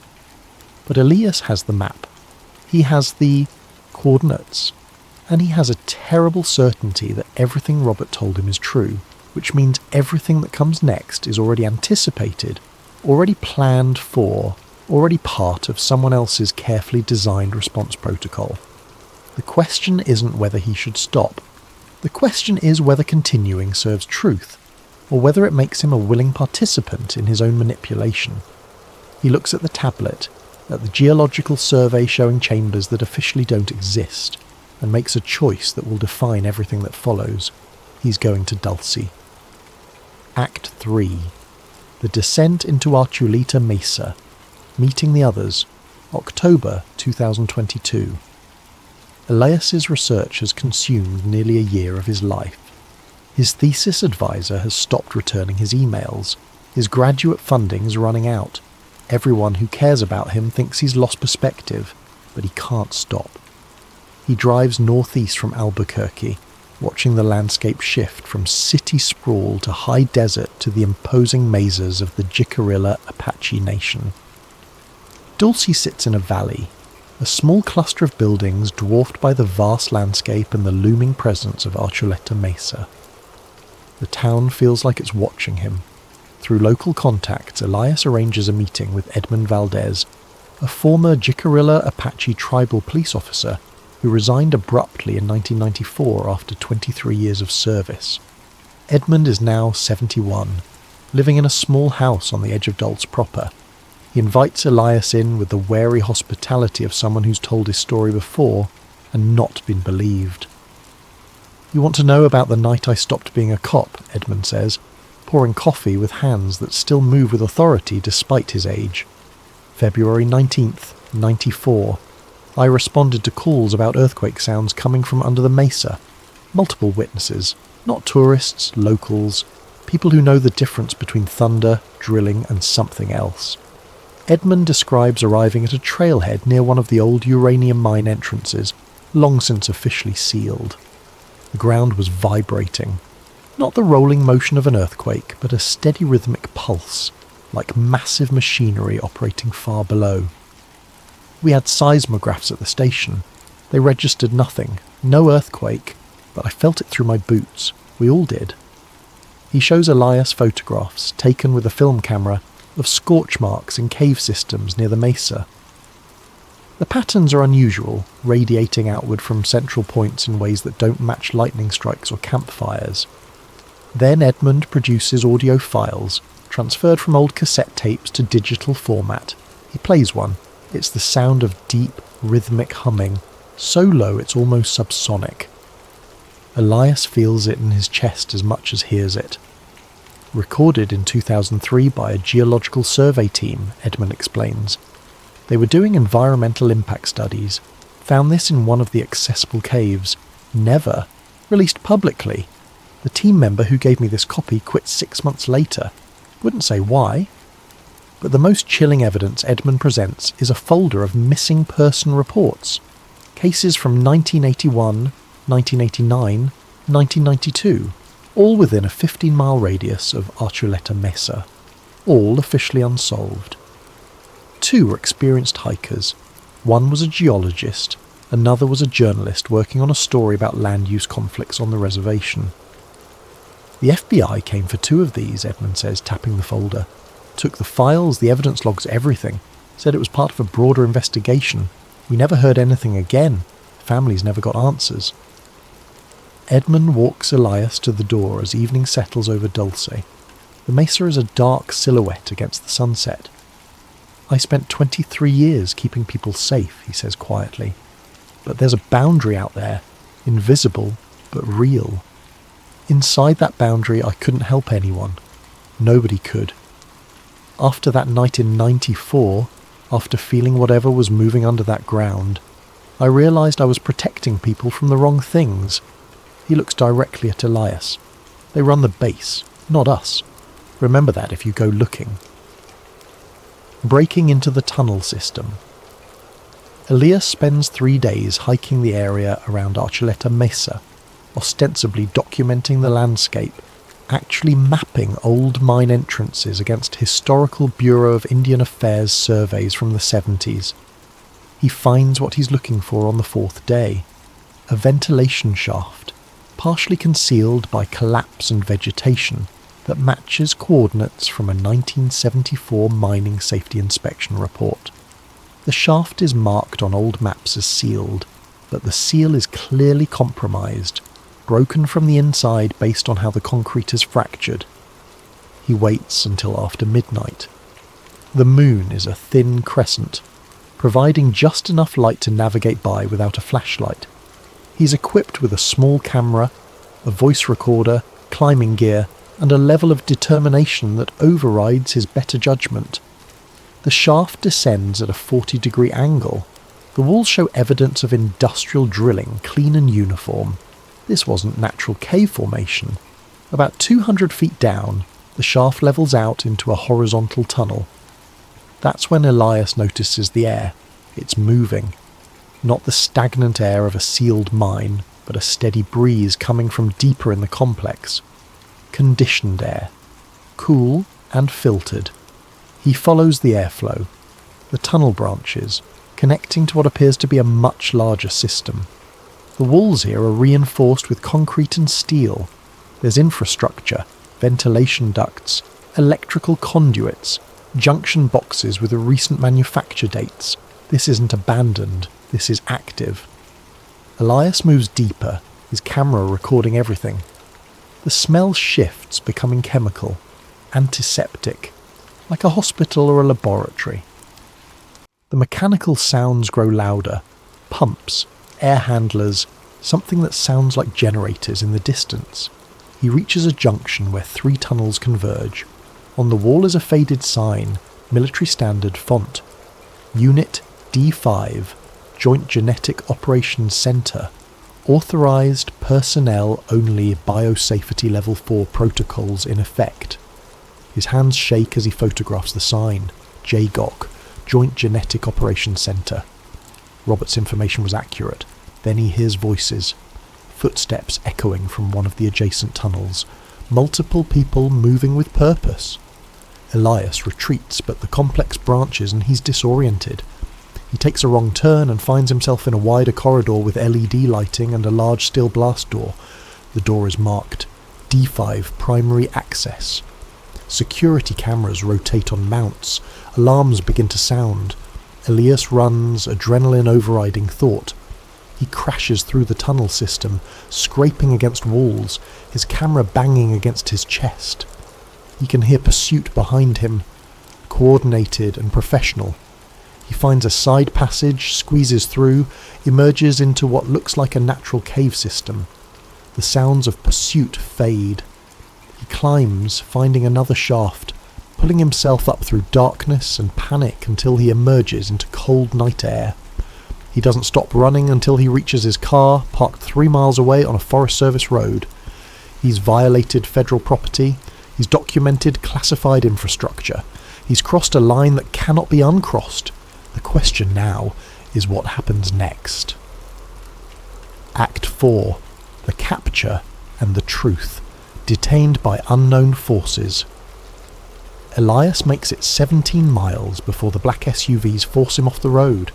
It happens with professional efficiency. No sirens, no dramatic chase. Just 3 vehicles boxing him in on a remote stretch of highway near the Colorado border, their headlights turning night into day. Men in tactical gear, no insignia, weapons drawn but not pointed. They're calm, practiced. This isn't their first extraction. Step out of the vehicle, keep your hands visible. They search his car with systematic thoroughness. They find his camera, his notes, his laptop, his phone. Everything goes into evidence bags with alphanumeric designations. They find the GPS tracker he didn't know was attached to his undercarriage. "How long have you been following me?" Elias asks. No one answers. They transport him in a vehicle with blackout windows. He loses track of direction and time. When they finally stop and remove him, he's in an underground parking structure. Concrete, fluorescent lighting, the hum of ventilation systems. They take him to a room that's aggressively ordinary. Grey walls, a metal table, 2 chairs, a camera in the corner, its red light steady and unblinking. He sits there for 6 hours before anyone speaks to him. The 2 men who enter wear business casual clothing, the kind of nondescript professional attire that could belong to middle managers at any corporation. But their bearing is military. Intelligence. Community. They sit across from him, tablet computers in hand. "You entered a restricted federal facility," the first one says. No introduction, no badge. "You photographed classified infrastructure. You're facing charges under the Espionage Act." The Espionage Act. The same statute used against Snowden and Manning. Decades in federal prison. "I'm a journalist," Elias says, trying to keep his voice steady. "I'm researching." "You're a graduate student with no press credentials investigating conspiracy theories," the second man interrupts. "You broke into a Department of Energy secure research facility. Your intentions are irrelevant. Your actions are prosecutable." They show him photographs on their tablets. Paul Benowitz in his workshop, looking gaunt and paranoid. Phil Schneider at that Denver lecture. 2 hikers who vanished in 2009, their faces smiling in photos that became missing person posters. Then a photograph of Elias himself climbing into the ventilation shaft. "You were in level 2, the first man says. "You saw signage for Unit Delta 5. You photographed infrastructure belonging to a joint operations centre. What you didn't see, what you couldn't have understood even if you had, is context." The second man leans forward. The facility under Archuleta Mesa is a collaborative research installation. It operates under joint oversight of the Department of Energy, the Air Force Directorate of Logistics, and the Defense Intelligence Agency. Its work is classified, its very existence is classified, and people who compromise that classification face consequences. "Then charge me," Elias says. "Put me in front of a judge. Let me make my case public." They exchange a glance. Something passes between them, a decision made silently. "We're not going to charge you," the first man says. "You're going to be released." They let him go. The next 48 hours blur into a surreal nightmare of bureaucratic processing. They photograph him. They take his fingerprints. They have him sign documents he's not allowed to read completely, non-disclosure agreements with criminal penalties, waivers of rights he doesn't fully understand. They don't interrogate him about who he's talked to or what he knows. They don't seem concerned about his research. It's as if his entire investigation, everything he's done, is already known and already contained. On the morning of the 3rd day, they transport him again. This time, when the vehicle stops and the doors open, he's standing on a street corner in Santa Fe. Morning traffic, coffee shops, normalcy. His phone is gone. His camera is destroyed, handed back to him in a clear plastic bag, the memory card removed and the housing smashed. His car is nowhere to be found, and when he asks about it, the men simply point to a taxi waiting at the curb. "Your vehicle will be returned to your Los Angeles address within 2 weeks, one of them says. "Go home, resume your life, forget what you think you saw." They drive away, leaving him standing in the morning sun with nothing but the clothes on his back and a growing sense of unreality. He checks into a motel and tries to process what happened. They caught him in a restricted facility. They had every legal justification to prosecute him into oblivion. Instead, they released him with what amounts to a warning. Why?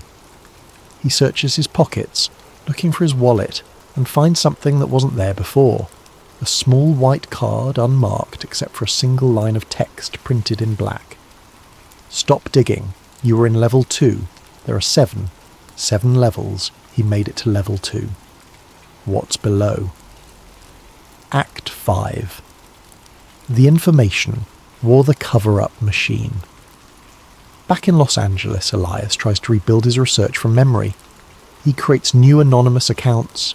He begins posting what he knows on conspiracy forums, Reddit threads, anywhere people might listen. The posts disappear within hours, not removed by moderators, not flagged by users, simply gone, as if they never existed. His accounts get shadow banned. His IP address gets blocked. When he tries to contact journalists who cover national security issues, his emails bounce back or go unanswered. He's being suppressed systematically and efficiently. Desperate, he begins analysing historical data. He looks at online discussion trends around dull space over the past 2 decades. What he finds is disturbing. Discussion spikes occur in 3 distinct periods: 1999, 2012, and 2020. He cross-references these spikes with other data. In 1999, FEMA conducted large-scale disaster response exercises across New Mexico. The exercises involved underground rescue scenarios and lasted 3 weeks. In 2012, residents near Dulce reported unusual air traffic, military helicopters, unmarked cargo planes. The activity lasted for 2 months, then stopped abruptly. In 2020, the USGS recorded a series of small seismic events under Archuleta Mesa. The events showed unusual patterns, rhythmic rather than random, consistent with underground excavation or construction. Each spike in public interest coincides with increased activity at or around the Dulce site. Each time, the discussion gets loud, then gets quiet. Information gets shared, then disappears. It's a pattern, a cycle, as if someone is deliberately allowing information to surface, then systematically removing it, studying how far it spreads and who pays attention. Elias realizes he's not uncovering a conspiracy. He's participating in a study. The entire phenomenon, the leaks, the suppression, the cycle of revelation and concealment, it's managed. It's controlled. The conspiracy isn't the base. The conspiracy is the information warfare around it. The final confession. The message from Robert arrives 6 weeks after Elias's return to Los Angeles. It comes through the same encrypted channels, but this time there's an urgency to it. They know I've been talking to you. This is the last time. What I'm about to tell you is the truth, as far as I understand it. Whether you believe me is irrelevant. You deserve to know why they let you go. What follows is a narrative that Elias reads 3 times, each time hoping he's misunderstood. According to Robert, the Dulce facility wasn't built to experiment on anyone. It was built to facilitate an exchange. In 1954, the Eisenhower administration made contact with a non-human intelligence. This isn't speculation. This happened. The contact was managed through a series of intermediaries and resulted in an agreement. The terms of that agreement are above my clearance, but the implementation is not. Robert describes Dulce as one of several exchange facilities established in the late 50s and early 60s. The US provided access, infrastructure, and research collaboration. In return, they received technology and a guarantee of non-interference. The genetic research programs weren't about creating hybrids or conducting experiments. They were about compatibility studies, understanding biology different from ours. The exchange involved information, genetic material, research methodologies, both sides studying the other. Elias wants to dismiss this as insanity. But Robert's message continues with specific details that match too many pieces of his research. Paul Benowitz intercepted real signals. The Air Force destroyed him because he got too close to understanding the communication protocols. Phil Schneider was telling the truth about the firefight, but it wasn't an ambush. It was a containment breach. Security protocol failure. People died on both sides. Both sides. You stumbled into level 2, Robert's message continues. That's administrative and logistics. You saw the signage for joint genetic operations because that's where they process biological samples and conduct comparison studies. You didn't see level 5 or 6. Level 5 is where the actual exchange takes place. Level 6 is where they keep the agreements themselves, the contracts, the terms, the proof. Robert's final paragraph is a warning and an explanation. They let you go because you're not a threat. Your data, your investigation, your research patterns, your online behaviour, it all feeds into their analysis of information containment. They study how far someone can get, what they can find, how they respond to suppression. You think you were investigating them. They were studying you. And now that the study's complete, you're free to go about your life, knowing that anything you say will be dismissed as conspiracy theory. Anything you prove will be deleted, and anyone you convince will be written off as delusional. The message ends with a single sentence. The truth isn't being hidden, it's being managed. Ending. The exit that isn't an exit, December 2022. Elias sits in his Los Angeles apartment, surrounded by the fragments of his investigation. His thesis is abandoned. His graduate funding is gone. His relationships are strained to breaking. But he has one thing left, the knowledge that he's right. The apartment has been searched. He knows this because small things are different. A book moved slightly, papers in a different order, the scratches around his door lock that weren't there before. His neighbours mentioned men in suits asking questions about him. Polite questions, official questions. He's being watched, assessed, catalogued. Elias makes a final decision. He uploads everything he can remember, everything he's reconstructed, to an encrypted site hosted in a country with strong digital privacy laws. He writes his testimony clearly and carefully, knowing it will be read by exactly 3 types of people. Those who already believe and need no convincing, those who will never believe regardless of evidence, and the analysts whose job is to monitor how this information spreads. His final words are chosen with precision. The dull space is real. I've seen it. I've walked its corridors. I've been detained and released by the people who run it. What's under level 6 isn't the problem, though I suspect it would reshape our understanding of reality. The real problem is how easily they made me stop talking about it. Not through threats, not through force, but through something more insidious. By making the truth indistinguishable from paranoia. By ensuring that anyone who speaks about this sounds exactly like someone who's lost their grip on reality. By creating a system where the evidence can exist in plain sight because nobody with credibility will touch it. They don't need to hide the truth anymore. They've made the truth hide itself. I know what I saw. I know what exists under Archuleta Mesa. And I know that by the time you read this, it won't matter. Because the mechanism designed to keep this secret isn't classification or suppression. It's something far more elegant. The certainty that anyone who talks about it will be dismissed as exactly what I sound like right now. There are 7 levels beneath the mesa. I made it to level 2. What's on the levels below is less important than the question of why we're not supposed to ask. What's being studied down there matters less than who agreed to let it be studied. What's being exchanged is secondary to the fact that an exchange is happening at all. They let me go because I'm not dangerous to them. I'm useful. Another data point, another case study in how far someone can dig before they're neutralised, not by violence or prosecution, but by the simple act of being made to sound crazy. So, here's my testimony. Believe it or dismiss it. Share it or forget it. Either way, underneath a mesa in New Mexico, there's a facility with 7 levels, and on those levels things are happening that we're not meant to understand. And the People who run it are counting on the fact that you'll never take this seriously enough to find out for yourself. Elias hits upload and watches the progress bar fill. His story joins thousands of others like it, indistinguishable from fiction, impossible to verify, easily dismissed. He closes his laptop and looks out at the Los Angeles skyline.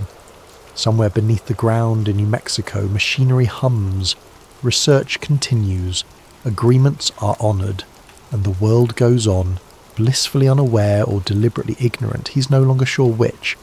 The truth isn't hidden, it's managed. And he's just become part of the management system, a cautionary tale about what happens when you dig too deep, packaged and presented in a way that ensures nobody else will make the same mistake. Elias Ford's investigation ends not with revelation, but with assimilation. He sought the truth. Instead, he became part of the mechanism that obscures it.